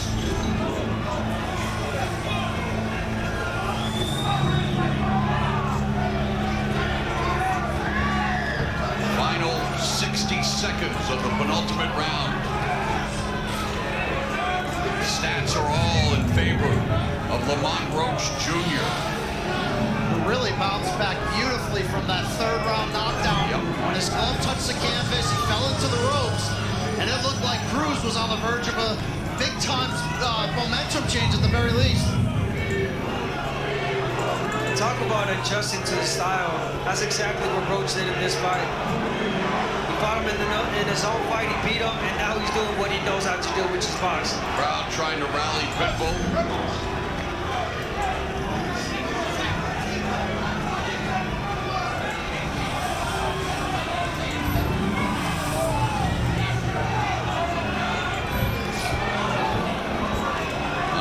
Round that favors Lamont Roach Jr., although Cruz got him there, and Cruz now unloading on Roach at the final seconds of the round, and Roach willing to stand his ground. He gets tagged with a left from Cruz. Beautiful flurry by Cruz. Where's that been the last few rounds? But man, Roach is willing to stand in there and trade with him, which is the danger zone. Come on, where's the feints? You see, the fight's really close. Don't get confident. Where's the Vaseline? This is the last round, there's your cat, come on. He has to win this round. Urgency in both corners.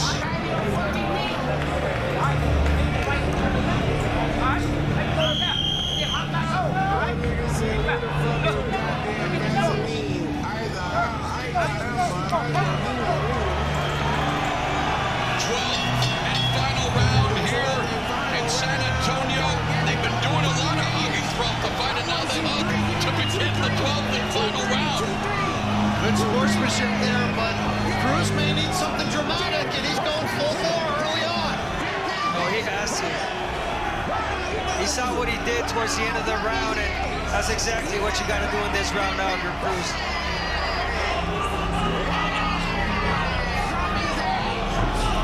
Roach's lateral movement and the jab keeping Cruz at bay.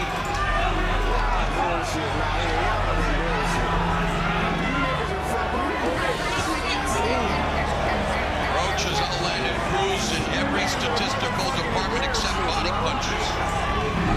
Oh, that was a little low.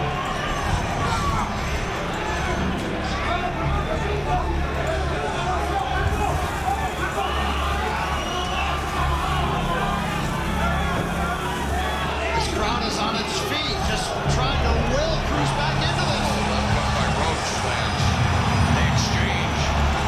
Or still scream for anything Cruz attempts as they again, he's holding on to the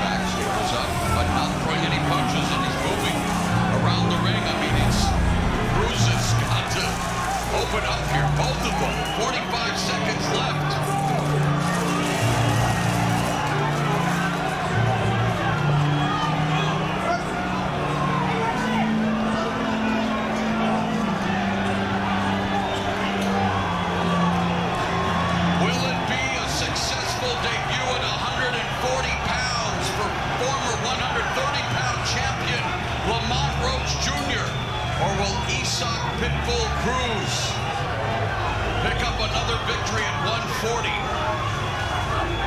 It's going to come down to the three judges at ringside. I know who I think has won this fight, but my opinion doesn't matter.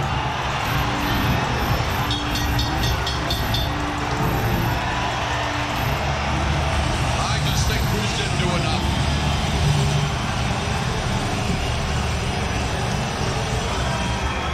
Abner, what do you think? That was a good fight, close fight. I think Cruz did not throw enough. It wasn't the same Cruz that we're used to seeing. He was backpedaling at times. Now Brown's doing that, trying to box. But again, like you said, we don't know what the judges saw. Especially here in Texas. Lamont Roach got off the canvas in round 3 and then landed Cruz or equaled him in every round other than round 12. Both men think they've done enough to win the fight.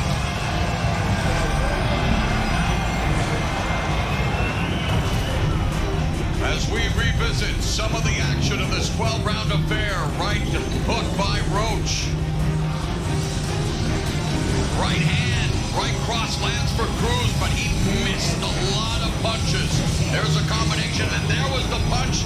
As you see, the glove of Roach touched the canvas, led to the knockdown in round 3. And Cruz was doing what Cruz does, and there's a left hand. Roach lands a left hook. Roach just landed more. Even though we see Cruz landing the left hook, it's just a fight with a lot of histrionics, like the gamesmanship there, a lot of clinching. Roach had some success with the hook. I know we're showing the scoring punches of Cruz, but they were few and far between in this fight.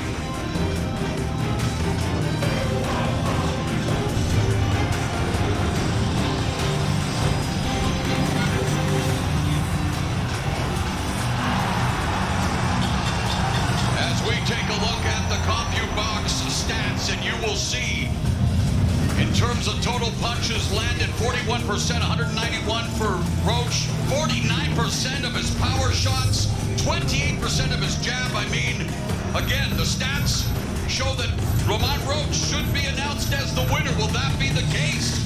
Let's go to Jimmy Lennon Jr. Ladies and gentlemen, after 12 rounds of action, we go to the scorecards. Our judge at ringside, Chris Taya, scores the action 115 to 111 in favor of Isak Cruz. Judges at ringside, Nathan Palmer and Corey Santos, both score the bout 113 to 113, a draw. The decision is a majority draw. God, for the second consecutive fight, Lamont Roach fights to a highly disputed draw. Man.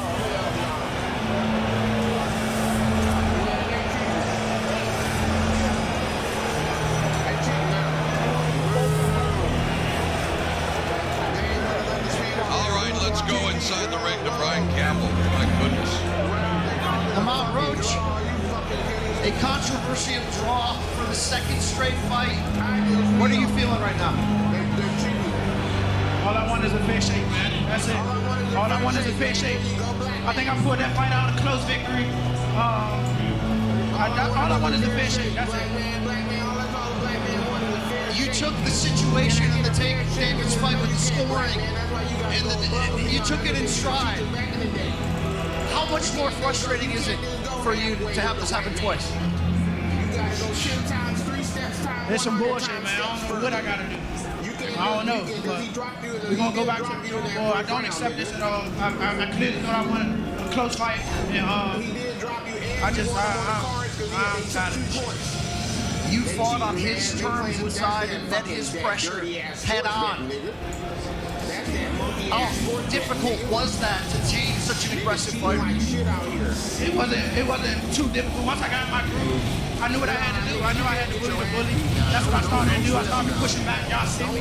He changed his game plan. Started moving. He had to do the things that he needed to do. And But again, hats off to a tough Pitbull, a great champion in Pitbull himself.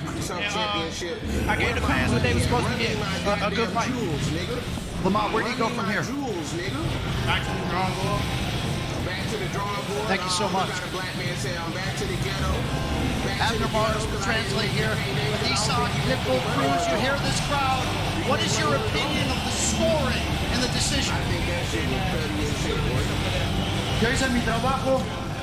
Los jueces vieron lo que el referee lo favoreció y yo solo vine a hacer una gran pelea y a brindarme a la gente de San Antonio que es lo que se mereció. I did my job, I did my work. The referee was on his side, and obviously you saw that the judges too. I thought I won this fight, and the crowd here in San Antonio saw that I won this. Roach stood his ground. He didn't run, he didn't box. Were you impressed by what he was able to do tonight at all? No, sabíamos que en algún momento lo iba a hacer y bueno, demostré que Isaac Cruz tiene cualidades para boxear y se lo hizo en su cara a un boxeador con esas cualidades. Yeah, no, I knew that he was going to stand his ground and fight toe to toe, but guess what? I also boxed too, something that people didn't realize that I could do. I boxed. Are you interested in a rematch? No. Absolutamente, pero con cambios de referee que no se vea la localidad. Yeah, absolutely, with the different referees though. With now the referee being on his side. What was your issue with the clinching and the point deduction in round 8? Yeah, what's up with you and all that holding there, man? You talking about the referee was on his side? Que él se acercaba mucho y el referee manifestó que él estaba pegando abajo, pero era del que él se acercaba mucho y el golpe estallaba abajo.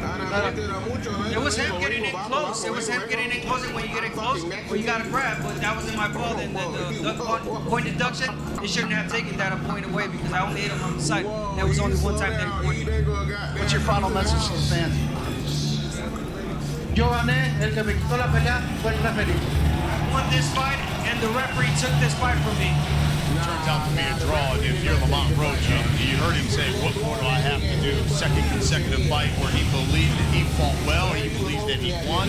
He walks out of the ring with the draw. To me, I watched this fight. I thought Pitbull did what he was supposed to do early on. Applied that pressure. He gets the knockdown in round 3. To me, watching it, it seemed like after round 6, it was mostly Lamont Roach. Let's take a look at some of the action. I want to hear how you broke this fight down.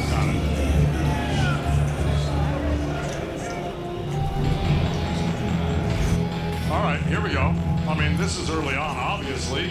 Roach lands, at that medium range right there, but he gets clocked himself. This was a back and forth fight early on. I thought with Cruz, especially there with that big left hook, kind of edging out the rounds.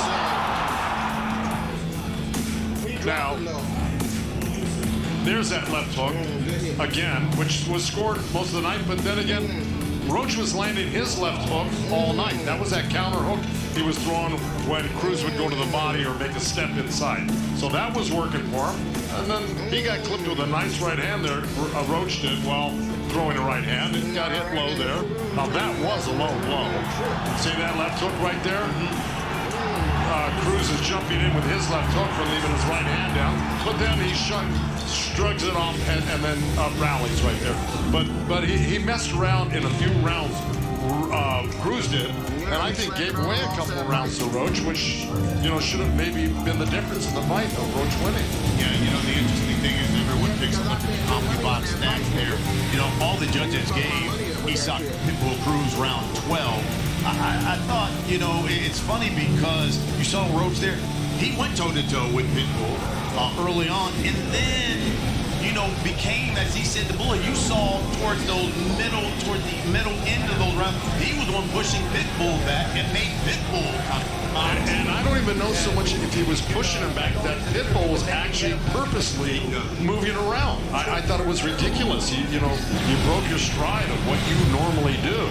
And, right there, if I'm, looking at it, I go, wow, Pitbull's giving ground here, and that's not what he's supposed to do to win a round. It looks bad for him if you're expecting that to happen. So, listen, Roach fought, again, like I said, he boxed a little bit, he worked on the inside a little bit, he pressed a little bit, he did everything. He's capable of doing a myriad of things in the ring, where Pitbull, when he started getting hit, he started changing his tune. He started losing the fight a little bit, and then playing those games where he was sticking out his tongue and doing that. That just takes you your concentration away, and you're not doing what you're expected to do, which is to press and stay in his chest, in Lamont Roach's chest. Okay, so let's talk about Lamont Roach here as we wrap this up. Talk to me. What are your thoughts of Lamont Roach now at 140 pounds going forward? Man, you got to give him all the credit in the world. He moved up from 130, took on the baddest dude at 135, Tank Davis, performed great, should have probably gotten the edge in that one, and he could have easily gotten the edge in this one.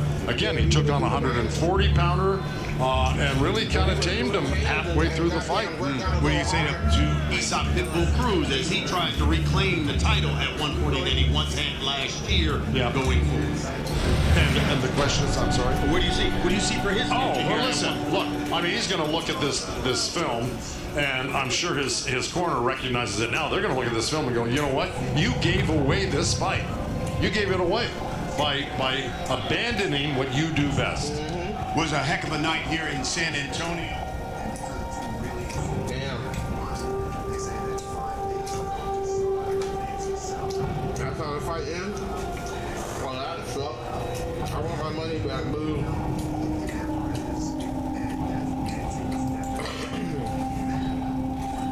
And he was supposed to be representing Washington, D.C. And then you done embarrassed him, nigga. He must be from Southeast somewhere, Maryland, up in Marlboro. Everybody gonna be from Washington, D.C., motherfucker from up a goddamn fucking Marlboro. So, look, I don't know if this person is legit, if they're real, and certainly the FBI does not know, but we know that they are interested in this because there's potential here. Oh, who is that? I know that's not who I think it is. Charles Boudier.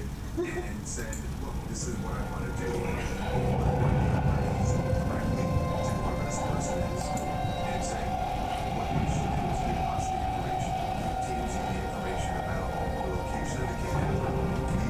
Talking about that lady, man. That man, you better not open Foster, the bigger man with the longer reach, and he is angry. He is pissed off, Brian Campbell.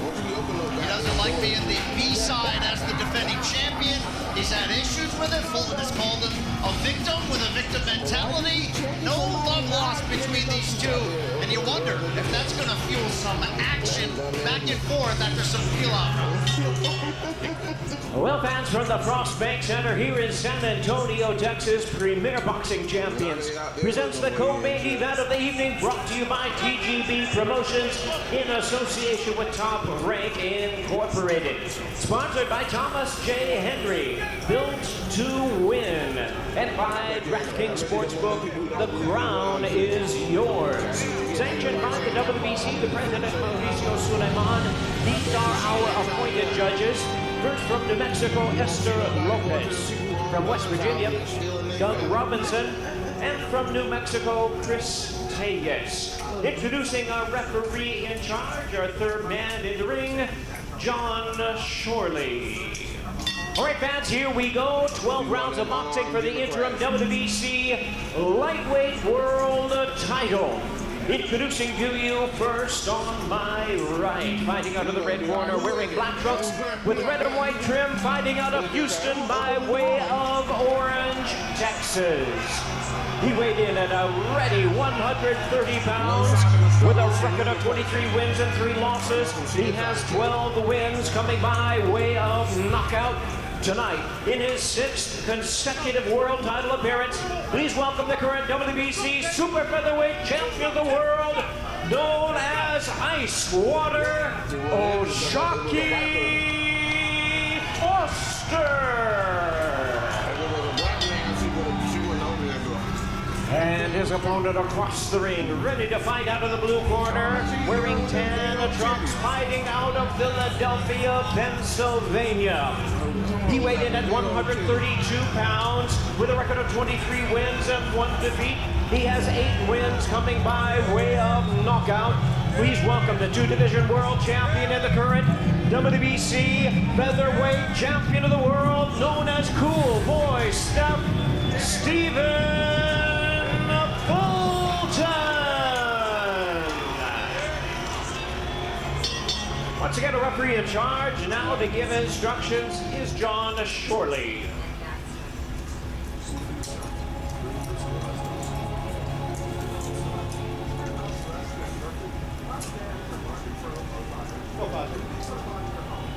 Okay, guys, both those fronts are good. For the WBC title, give me a good, clean fight. Obey my commands and protect yourselves at all times. Touch gloves, good luck. Shocky Foster, two-time super featherweight champion. Again, was scheduled to defend that title tonight, but the scale failed by Fulton. Means it's now a 135-pound, and I will not at all address the sanctioning body shenanigans. This is just a 12-round fight at 135 pounds. Enough belts in this business. They hand them out like Costco samples. Round number one. Don't judge me. You can laugh out loud, Abner. You can laugh, brother. But this is no laughing matter, and Foster wants to make Fulton pay. But Fulton, you know what? Everything aside from missing weight, he's still the modern American stylist. He's slick, he's smart, he's adaptable. We've seen him utilize all of the nuances of boxing, and that's what makes this such a fascinating matchup when you throw out all the BS leading up to it. And let's not forget where Stephen Fulton Jr. was entering his rematch earlier this year against Brandon Figueroa for that featherweight title. He was counted out by many people coming off of how destructive that loss to Inoue was. Well, and how he looked against Castro. Indeed, and he's getting dropped. He proved at 126 that he's legit, and here he is moving up. Unfortunately for him, 2 weight classes in the end tonight, but we'll see what Fulton has to offer here tonight at 135. Foster wants to use his reach to own the distance, stiff jab, long straight shots, and those slick pivots into the switch stance counters that keep Fulton guessing. We're going to see him feint, draw reactions, and pick the cleaner shots from the outside. And you know what? With his cardio and accuracy, the plan is simple. Bank early rounds, stay disciplined, and outwork Fulton before the fight ever gets close. And as you're saying that, Moro, Foster is doing just that, the jab, keeping Fulton guessing. Little feints here and there, fast jab, changing the timing of the jab as well is key for this fight for Foster. Fulton says the Inoue loss changed him. He says he saw who turned their backs and it reshaped his mentality and taught him patience in life and in the ring. He knows opinions are split on this fight, but he's clear. None of that matters once the bell rings. He says what matters is the patience, composure, and lessons he's bringing with him. And Philly is being represented in his corner by none other than Danny Garcia. And Duran Bouzenis as well. Yes, and Bouzenis is his trainer. So Philadelphia is loud and proud here tonight, but Shocky Foster, home is Orange, Texas. Well, look, with Foster coming off a trio of split decisions, including that very controversial loss to Robson Conceição, it really is up to him to pick up the pace. Good left hand by Fulton. And really take command to leave no doubt in this fight. Nothing rhymes with Orange, but Orange, Texas, population 19,000 on the Louisiana border, 113 miles east of Houston. It lies on the Gulf of Mexico. That was a beautiful right hand from Foster, but before that, Fulton went in with the loopy jab and overhand right. Muted start to the fight. Single-digit connects, but we thought we'd see this. I mean, two highly skilled technicians will take their time to collect data, see what the other gives them, and then things will warm up. And you don't want to fight with emotion. You don't want to fight with anger, despite how pissed off Foster was by the turn of events leading up to this fight. Started panicking, right? Trainer Bobby Benton issuing instructions to Oshaki Icewater Foster. There is Duran Bouzenis in attendance supporting cool boy Steph Stephen Fulton, who was trained by Duran's father, Bouzenis. Round number 2. Overhead right just misses for Fulton. Fast hands. Sharp jab by Fulton. But yet, it's Foster with a freakishly long 72-inch wingspan for what is normally his 130-pound weight class. He has to maximize that. Yeah, there's a good right cross from distance from Foster. He's definitely coming out more aggressive this fight, looking to be more offensive and not waiting till the second half. I like those feints right there from Foster. And the reason why the right hand hasn't landed for Fulton is obviously the reach, the height, the way that Foster's keeping that reach and that distance right now. Crowd reacting to something that's happening in the crowd, but we'll focus our attention on this fight. I was hoping they'd be as excited for this fight, but well, the action is picking up a bit here this round. Interesting that Fulton's... Maybe Wemby's shown up. Maybe it's Victor Wembanyama making an appearance. I think it may have been crowd fisticuffs, okay? You know the crowd can pop for that. Oh, yeah. Good action here. I was mentioning that Fulton's doing a lot of circling away this round, yet he told us him and Mosey have worked on being the dog, being first and last with the combinations and making Foster fight him. Yeah, he can. I don't think he can in this fight. He's going to open up. Jabs from Foster, doing a good job of keeping Fulton at the end of his jab.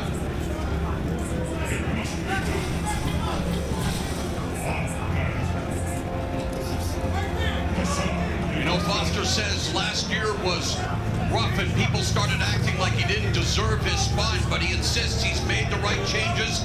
This version of him will be sharper than ever. He says he's disrespected, and he says he plans on making everyone pay for doubting him, especially Stephen Fulton. Well, most importantly for Foster, he was upset his peers in the division looked at him as a weak champion who didn't step on the gas when the opportunities were there. The other champions at 130, Eduardo Nunez.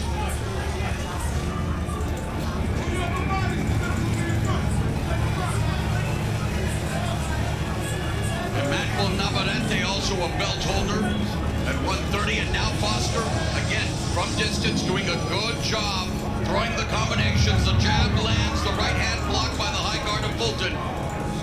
There's a nice jab from Fulton. Foster's taking command of the center of the ring and really dictating the terms here. Yeah, no clean punches yet from either side, but definitely Foster taking control of this round. Foster outlanding Fulton 2-1 in this round, throwing double the punches as well. Yo, take a deep breath. Yo, scoop. Double and triple your jab. Mosey Ennis giving instructions to Fulton, known for his hand speed, but this guy has some of the fastest hands in boxing. Gary Russell Jr., longtime champion, who's taken over after the passing of his father, Gary Sr., and his brother, of course, doing his business at 140 pounds. Not to correct you, Mo, but it's Mr. Gary. Oh, I apologize. Show some respect. Put some respect on that man's name. Round number 3 begins, and now the speed of Fulton on display. Comes up with a jab, pivoting.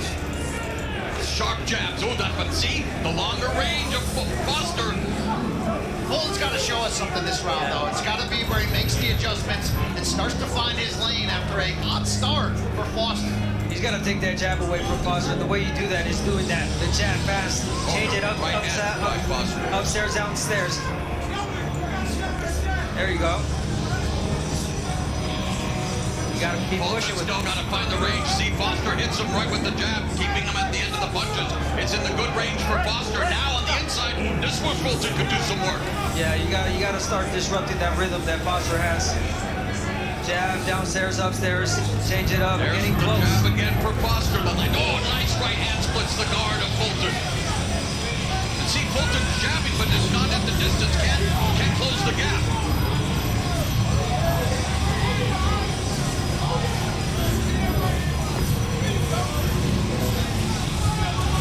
Man, Fulton was a unified belt holder, 122, current champion at 126, and you mentioned, Brian, now jumping up 2 weight classes. And well, the crazy thing is, the narrative before he missed weight was going for the 3-division champion, and he told us, I'm moving up to 135 anyway. He had the opportunity to become the first Philadelphia fighter to become a 3-division champion, which is saying something when you look back at the history of the city of brotherly love in the ring. No doubt about it. And what Fulton told us was he thought he was going to stamp his Hall of Fame resume by doing that. And you don't do that by missing weight. If anything, that's a strike against you going to the Hall of Fame, as far as I'm concerned. A minute left in the 3rd round.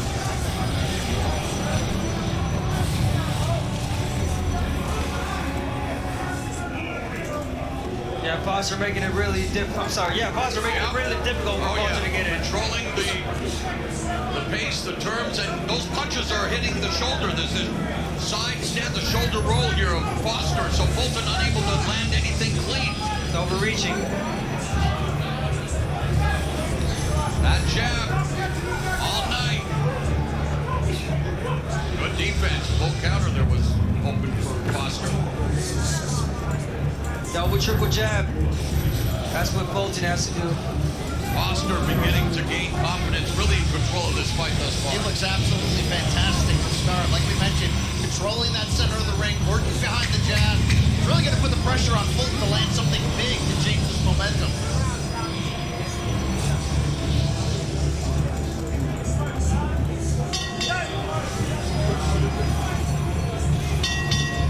This is round number 4. It's still scheduled for 12 rounds. 135. Foster opening up this round southpaw. We saw Fulton switch briefly last round, but an interesting strategic change here for the champion. Mentioned it at the start of the fight. Switching stances, switching tactics, looking to solve each other in real time. Let's see if it works for him because he ain't a right-hander there. Sharp jab from Foster. He's down southpaw. So both of them will switch stances. And Fulton unable to close the distance. Foster's timing is impeccable right now. And you do have to wonder now, 2 divisions north of his last fight, does Fulton have the power to change the terms of this? He's not known for his power, just 8 knockouts. Foster, 12 of his 23 wins have come, so neither are known for their one-shot power, but they can't hurt you. They can't hurt you, but maybe just too much for Fulton, and you have to. And again, he's a professional. I don't want to overly criticize him that much, but he needed to be on weight, wasn't, and now you wonder. And that's why I ask you, the mental aspect of this game. That was a good setup last time out for Fulton when he had Foster against the ropes, feinted to open up the room for that right hand. Yeah, everything's working for Foster right now. The timing's there, the speed, the movement. I mean, he has Fulton where he wants him. He has him at bay. Yeah, right at the end of his punches, right at the end of the jab. There's the right hand. He's right in range where he needs to be to land. And Fulton is unable to close the gap. Trying, but that stick is keeping him at bay. There is a check right hook by Foster. The pivot, final minute of the 4th. My goodness, Fulton just 3 of 25 in this round. Foster 7 of 40, so neither high percentages in terms of connects. But the jab of Foster's been the predominant weapon. Yeah, from the southpaw stance, getting off with the left cross, giving Fulton different looks. And this is not the Foster of recent fights who can circle away a lot, be more of a pot shotter. This is the fighter who's taking control of what he called the biggest name to step in the ring across from him in the form of Fulton. Yeah, Foster knew exactly what he had in front of him. He studied Fulton really well. You can tell he did his homework, and he's fighting beautifully right now. Left hand lands for Foster. Fulton on the back foot, high guard, unable to pull the trigger. It's almost Shocky Foster. And speaking of the Russell family, I love that sweater. Whoop-dee-indeed for Gary Antoine Russell. 140-pound belt holder. He'll be watching with vested interest the main event tonight between Cruz and Roach. That performance last time out that Gary Antoine gave against El Rayo Valenzuela. Beautiful. That's a determined man right there. And that's what you want to see right now. The man who beat Cruz for the title. Yeah, that's what you want to see from Fulton. Determination. You got to go in there, let your hands go there. You got him against the ropes. Start working a little bit more. He's not landing. Foster's landing off the ropes. Yeah, but you got to keep trying. You got to keep trying, but can't keep doing the same thing. Got to change.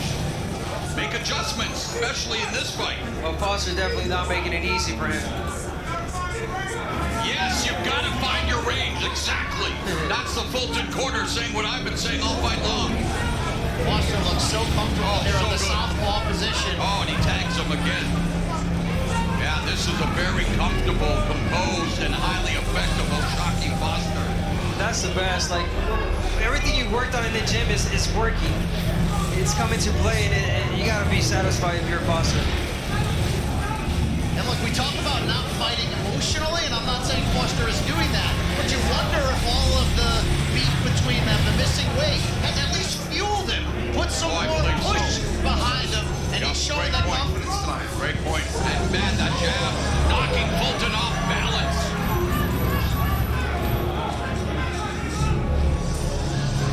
Fulton's only loss against pound-for-pound staple Naoya the Monster Inoue. But again, struggled against Carlos Castro, but comes off a amazing performance in the rematch against Brandon Figueroa, where he completely outclassed him with his sweet science, but this was a completely different fight. And he made so many adjustments that fight, and he needs to start making them here. There it is. Yeah. This is a fight that if Fulton loses, of course, you gotta start thinking about moving back down. He's still a champion at 126 despite. That's where he's But can he make it? That's the question. If he couldn't make 130, I wonder. Yeah, the thing is that you're gonna come across taller people, taller fighters, bigger guys. We all love pumpkin pie on Thanksgiving. Wonder if he didn't slip an extra slice into his weight. Just over 30 seconds left in the fifth, and Oshaki Foster dictating the terms of this 135-pound encounter. I hate to say it, but after the press conference this week, Fulton did tell media members he had 2 desserts after Thanksgiving and was able to have 2 Thanksgiving meals in all. Shame on him. Tough comment to hear when you see what happened on the scales on Friday.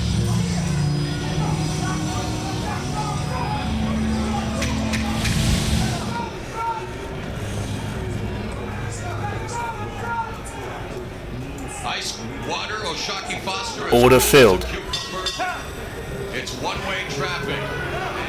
Oshaki Foster barely goes to the body, and opponents have had success there. And even though Fulton, well, he isn't a big body puncher himself, widening the target could be a smart adjustment in this matchup. Up to this point, Foster doing everything he said. He said he was going to be more active. He said he would take the fight to Fulton. He said he would open up the eyes of the fans to show him who he really is. I'm wondering if Shockey is opening up the best version of himself we've seen tonight.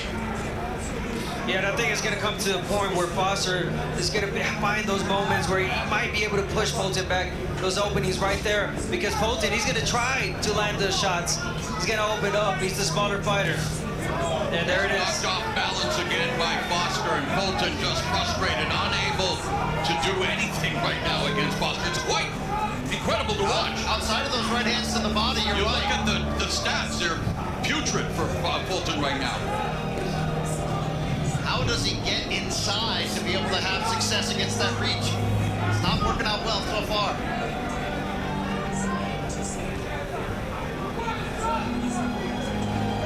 And this is one of the toughest ways to lose. Getting outboxed, not being able to land anything. Sharp left hand lands for Foster on the face of Fulton. Foster can do this all night long. We just saw her as Landy Lara. Joanne Gonzalez, which wasn't entertaining to say the least, but for some reason this fight there's a tension. And it's not the same fight. Although Fulton is having about as much success as Gonzalez did against Lara. But Fulton just controlling the center of the ring, clearing effective punching, ring generalship, defense. It's all ice water. And there Fulton tries to land a punch blocked by the guard. The wing blocked by Foster. Well, Foster said it himself to us this week in the fighter meetings. He said Fulton's biggest issue is he doesn't handle range well. He predicted that we'll see Fulton looking to hold more as this fight progresses, as the fatigue sets in of trying to figure Foster out. Under a minute left in here in the first half of this 12-round encounter.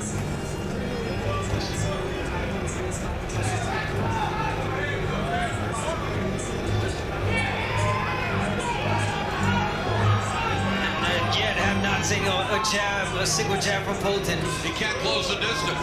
He's got the shorter reach. Yeah, he's got the shorter reach, but you got to try to take away that jab by pushing this jab down.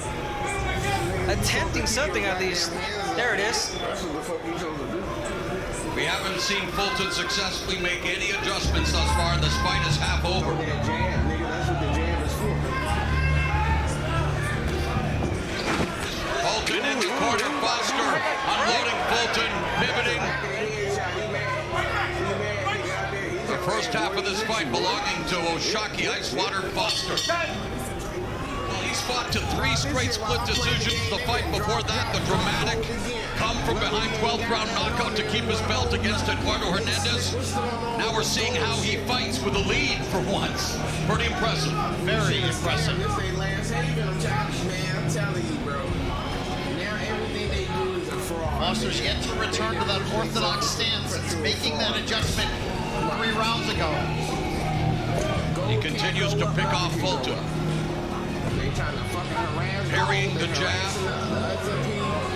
Yeah, that reach is something, man. It really is for his big leg. Just crazy reach. Yeah, he started off good, Fulton, double, triple jab, but again, the reach, the stance, he can't figure out this southpaw stance right now. He's walking to the opposite side. He's walking to the strong hand, which is the left. I think Foster's got faster hands on top of him. That's been a big part of his success tonight. But it's just not in reach to let him go.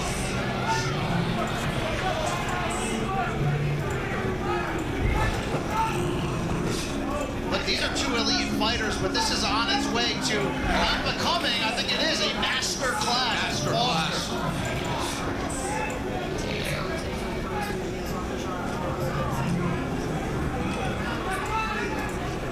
And it's no big tricks. It's the fundamental stick, the jab. It does everything, leads to all roads in boxing. And Fulton trying, but he's hitting the arms, he's getting picked off the gloves, he's yet to land one punch of consequence, and we're here in round 7. Couple body shots. Are booing, yeah. because it's all one-way traffic. It was a 50-50 pick-em fight on paper. My goodness, it's anything but in actual reality. This is where you have to give Foster so much credit. He's not fighting like the fighter he was getting criticized for being in his last 3 fights, which all were split decisions. He won 2 of them. He avenged that disputed loss. He's fighting like a front runner, a confident champion tonight. Really confident, really clean punches. Like I said, everything's landing, everything's working for him. You want to continue to do that, but there will come a point where he's got to press on the gas. Right hook lands on Fulton. 30 seconds left in the 7th.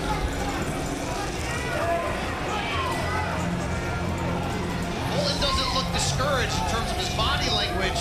Guess how many punches Fulton has landed in this round? How many? 1. Wow. Maybe he should look discouraged at this point. Yeah, I'm sure that mentally right now he is. Has not showed it yet, though, body-wise.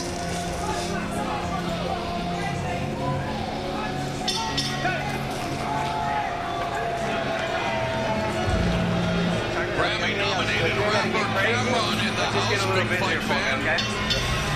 Where's his partner in crime, Mace? He's probably here as well. Hey, Ma.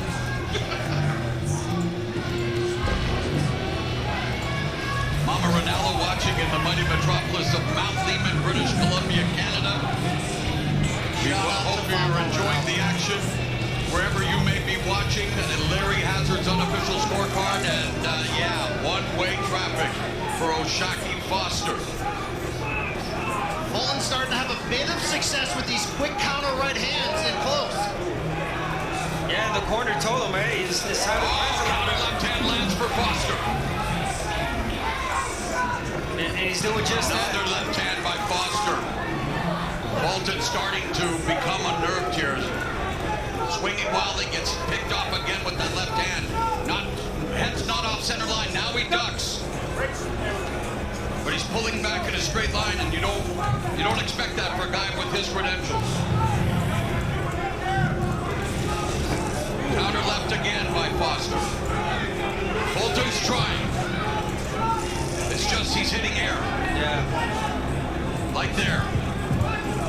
I mean, look at the stats, you guys. getting outworked too much. Are you shocked? I'm shocked. I'm absolutely shocked by this. But I can't say it enough. We're watching the full evolution of what the pro version here of what Shocky Foster can do as champion. He's fixed some of the things that have held him back. He's active. He's commanding the center of the ring. He's not running. Is it matchup dependent, or are we watching a fighter really come into full bloom and maturity here? Raised by his grandmother's mother, passed away when he was 12. Father wasn't around. He felt compelled to stay strong for his 5 brothers and 1 sister. And you know they're all enjoying his performance here tonight. Back home in his native state of Texas, looking to put the star in Lone Star State. And this is the same city where he won his first world title against Ray Vargas. A former Bellator, yes. So he's had success in San Antonio. Thus far for Stephen Fulton, it's been anything but a successful night. Yeah, wow, he's been fighting air. Fulton, he hasn't landed. Can't get in. And stress enough how dominant Foster is simply with the jab.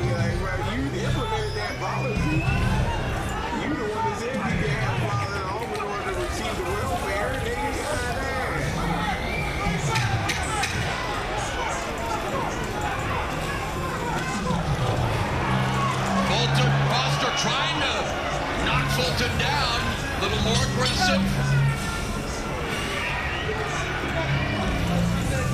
Fulton's corner's been worn twice already this fight from too many people on the apron. We're hearing too many voices for sure. So problems in the corner, problems in the fight for Stephen Fulton tonight. Round number 9.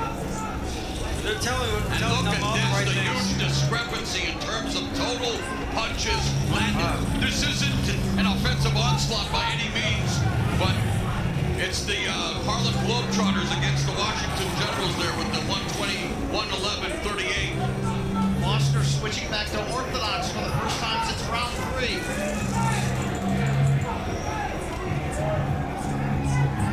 And look, it may have taken Foster a long time to really build his name as a pro, build consistency, and show us what he's really got. But he was a 2012 Olympic alternate, losing in the finals of the trials against future world champion Jojo Diaz Jr. And he avenged that loss to Olympic gold medalist Robson Kunsensau to begin his second reign. So started boxing at a young age, 8, made his pro debut at the age of 18. And now in his 27th professional fight, putting on one of his best performances. And I was going to say, had some life hiccups between. Left hand hurts Fulton. The hiccups. Yeah, served time in prison in 2017 for 10 months for aggravated assault, but he said it was watching Terrence Crawford's undisputed clash at 140 against Julius Indongo that woke him up to realize he has the skills to be right there with the champions in the game. Served time in prison. Well, he'll crack his eyeball good.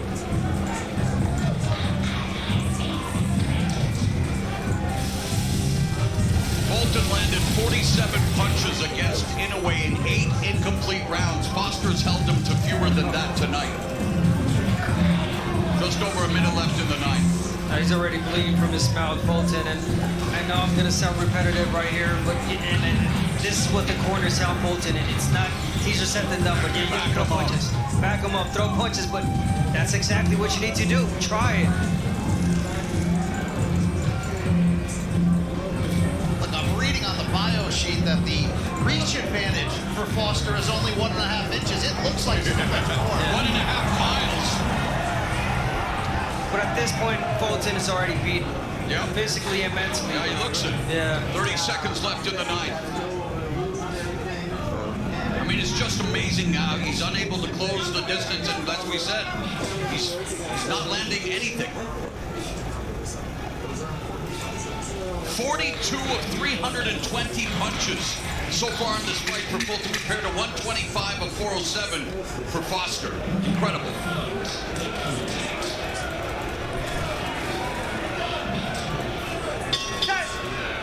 Gervonta Davis took the knee. Was a difference between the draw and a victory for Roach. He's supposed to face Davis this in a rematch. Both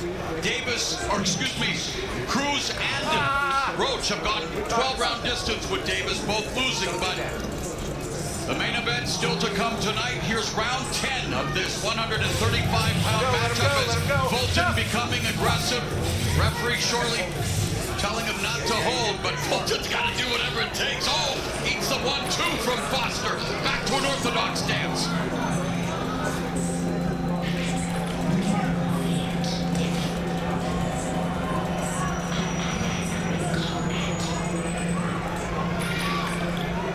Silence says it all.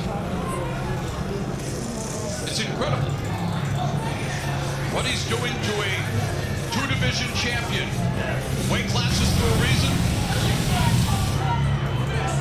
Weight class for a reason, levels for a reason, and Foster right now is just showing everything.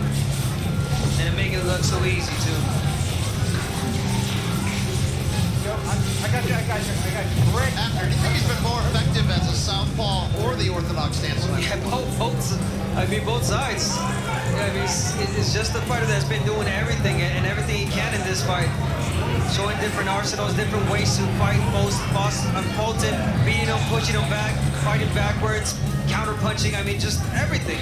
Midway through the 10th, Fulton landed a fight-high 8 punches in round 3. Hasn't been over 5 landed in any other round. And the bad, I believe I just said that. I know, and the bad news for Fulton is that Foster fights better in the championship rounds. He has 3 12th round knockdowns secured in his career up to this date. Just over a minute left before we head to the proverbial championship rounds. I don't want to call that in this fight because it's just a 135-pound fight. Saying vacant interim title makes me want to puke, so I won't. Although I guess I just said. Under a minute left in round 10. Vacant interim, can you believe it, dude? I have no idea what that means. It's like Joe Goosen said, it should be the vacant interim silver title or something. It's nonsense. Just over 30 seconds left in the 10th. Fulton trying to come forward, but again, unable to land cleanly. I got this stuff. And you just don't know what else he can do. I mean, Abner, you're the professional 3-division champion. What can Fulton do to perfect? I mean, I don't know if there's anything he can do. Yeah, there is something, but I mean, that's going to give Foster a lot more opportunities to hit and to land, which is try. Right hand curl. Let the hands go. Oh, Foster's letting his hands go. And Foster threw 82 punches in this round, outlanding Fulton 30-8. They're dominating this fight. Rest in peace, Tips. All right, round 11. Let's see if we see the urgency now from Fulton in these next 2 rounds. Leading with his head, gets warned for it. Total punches through 11, or make that 10 rounds, not 11. We're in round 11. But now counting. I mean, I don't know what more to say, Brian. It's a broken record at this point, but it's been a fantastic performance as Foster goes back to that southpaw stance. It's just doing whatever he wants out there. Never seems to be hurt by any punches from Fulton. Was never bothered by any adjustments. Fulton was on the receiving end of 20 power punches landed in round 10 by Foster. Fulton has landed 28 in the fight, guys. Mamma mia! Wow. This is how you pay back the disrespect that Foster felt he had taken.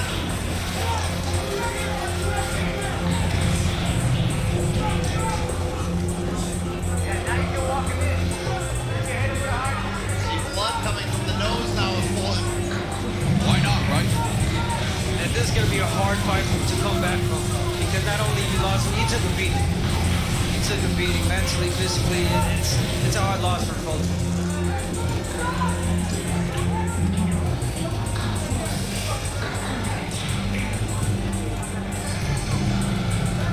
Try to close the distance. What adjustment? I mean, again, I know I'm not wanting to put you on the spot. I'm just trying to find something. I mean, I'm not even sure he has the stamina left to try the famous he smothers his offense.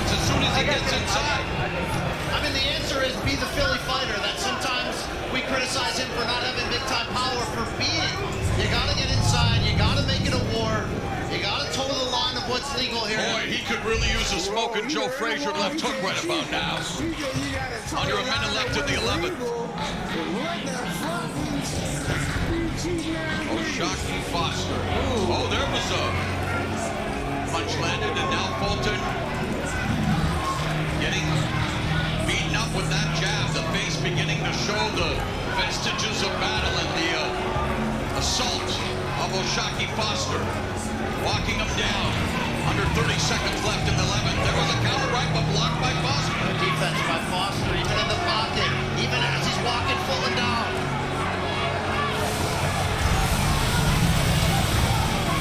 Jab lands again from the southpaw stance of O'Shaquie Foster.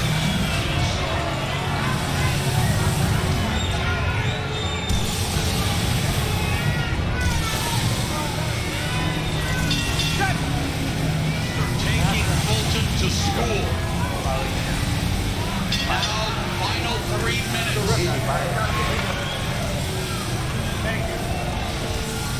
Are you saying you turned him into schoolboy stuff? Amen. And it's been a painful lesson.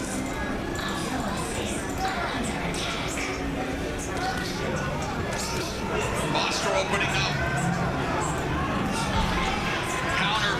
Catch and shoot by Foster, and now Foster more aggressive, wanting to put a exclamation point on this fight, which has been one-way traffic.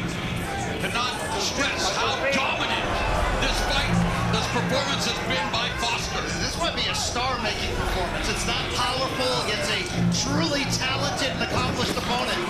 I got you, great. And talk about a perfect fight for Foster, now trying to close the fight, and he's so accurate, so good. I mean, everything worked for him. Another counter round 1 to 12. Amazing. Double digits for Fulton in total punches through 12 rounds landed. I mean, it has been unbelievable to witness O'Shaquie Foster shocking the Philly crew. Fulton lunging, unable to do anything with a minute and a half left in the 12th and final round. Remember, this fight was rescheduled twice. You have to really see how much that was built off the focus for Foster. The shape he's in, the output he's doing over 12 rounds here, this is masterful.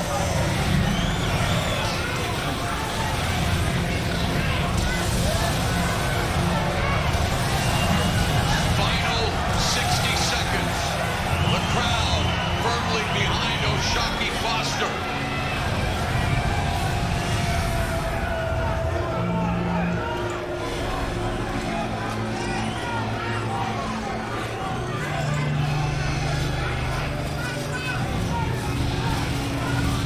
Foster looking to line up that perfect counter shot. Just daring Fulton to overextend.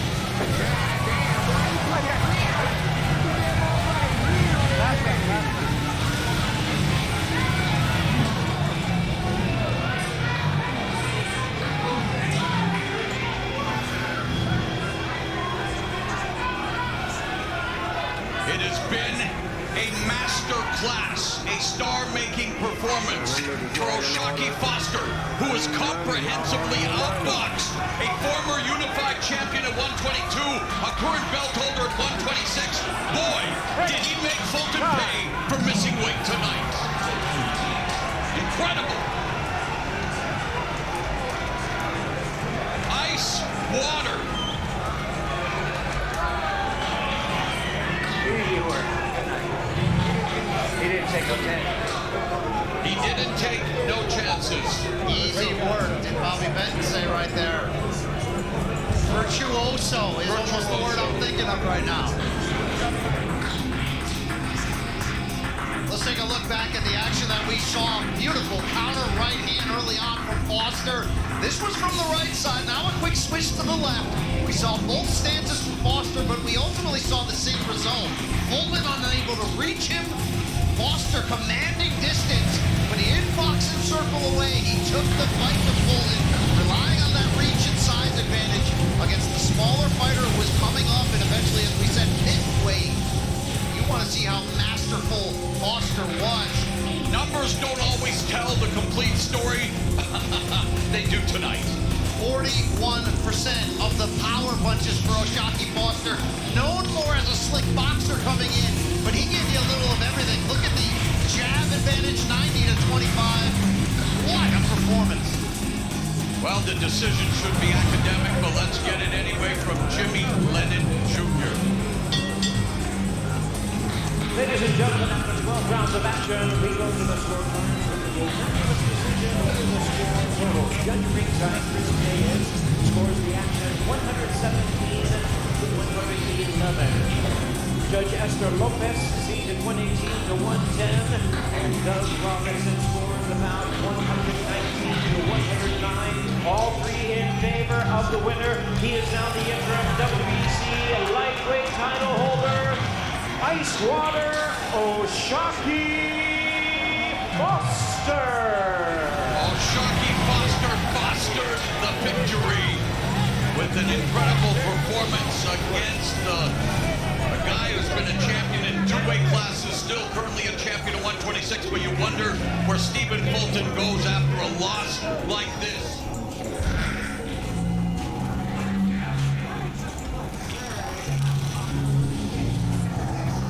Taking it a slot.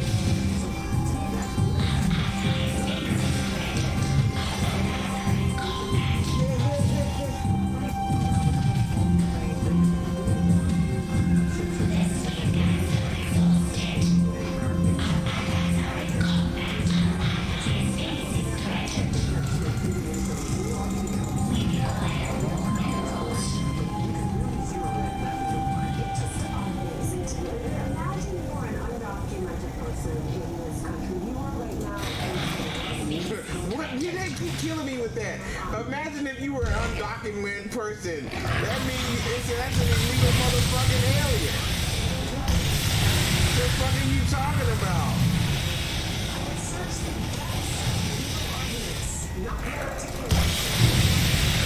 God damn, they one-shotted that jump.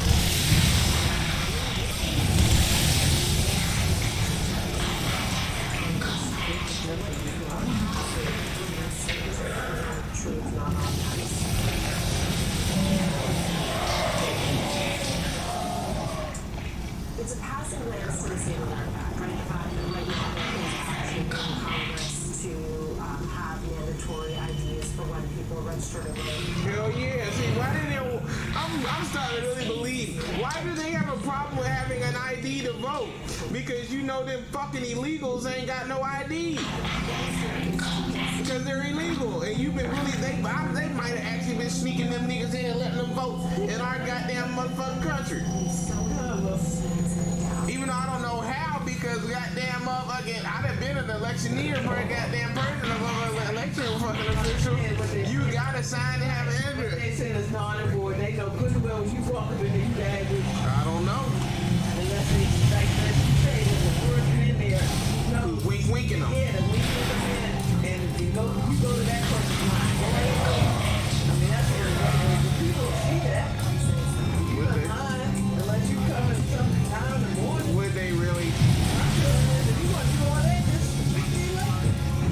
they are fixed. That's them fixing it. That's too much work. Ain't not. That's the only way in. That's a lot of work to try to keep past people, well, keep in mind, watching what's going on. Then you get them up in there, the right lady got to be in there to decide you in. They got all that. They got plenty of slaves. That's too much work, yeah. Is it? Then somebody gonna get mad and shell, you know, I have to let them in. I just don't see where that. I don't know why they don't say that part. I don't know why they don't say when you go there, you do have to sign in. You do have to show your credentials. Do you? Yeah. Do you? Yeah. I always gotta show my PC. That's what makes it look legit. But I used to work there, and that lady was awfully weird in the cut. Yeah, weird people that would come in the midst of the whole vote. The strangers would come. And they look at my address and all that. Would they? Yeah, when they go to I know. That's how I know this. That's how I know what shenanigans. You go look at that little sheet, they see my name, and they want you to sign. That's how I know what shenanigans.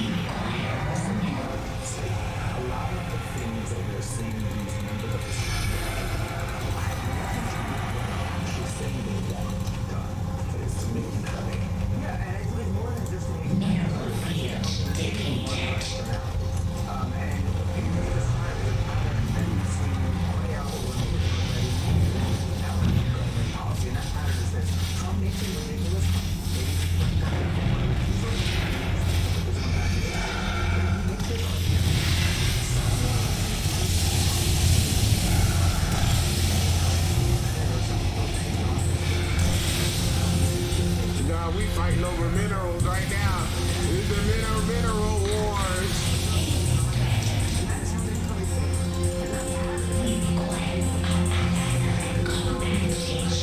Nah, we fucking picking this map clean.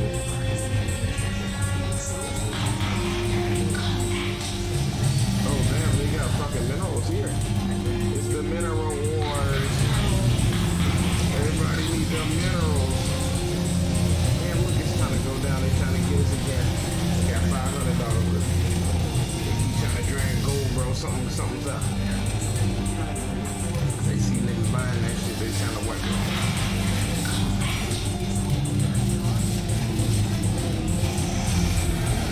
Jeez, give it up already.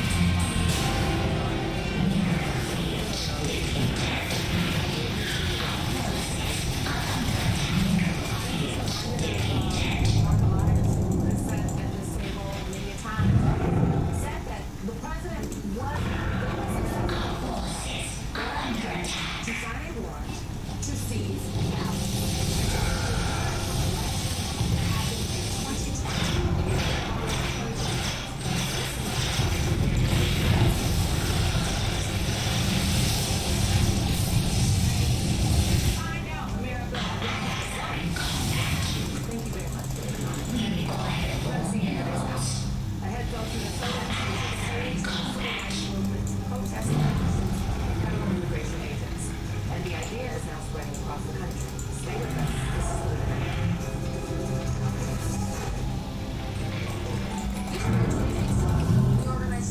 changing the price. Changing mine. There's our 100-day guarantee. Vision works. See the difference.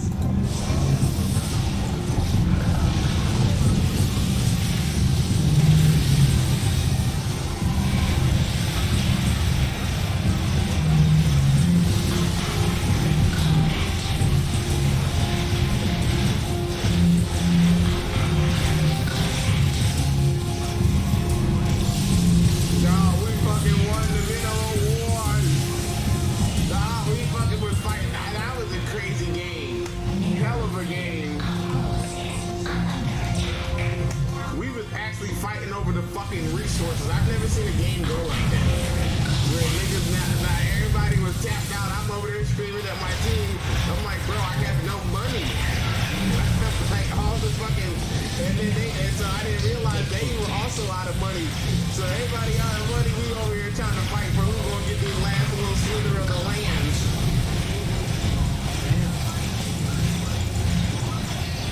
That's crazy. That must be what's happening right now. It's the reality.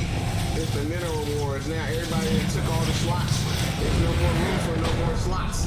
Everybody that got whatever. And that's why we need those minerals. Yeah, they now are pushing out. You gotta push out and start trying to take land because I've been mapped all my shit out. I ain't got nothing over here no more. There's nothing here. We've been here for so long now that I need new space. That was the mineral wars. We just won that game, bro. I think that was ranked match too, bro. Was that ranked? I just realized that. I think that was a ranked match. For 50% off. That's enough for. Hell yeah! I just went Silver League. That shit put a nigga in Silver League.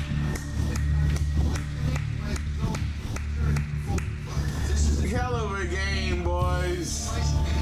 That was a hell of a game. We got, oh my god, that was a hell of a game. And we was live. Tell me somebody saw that on live. I think we're gonna call it right there, boys. Hell of a game.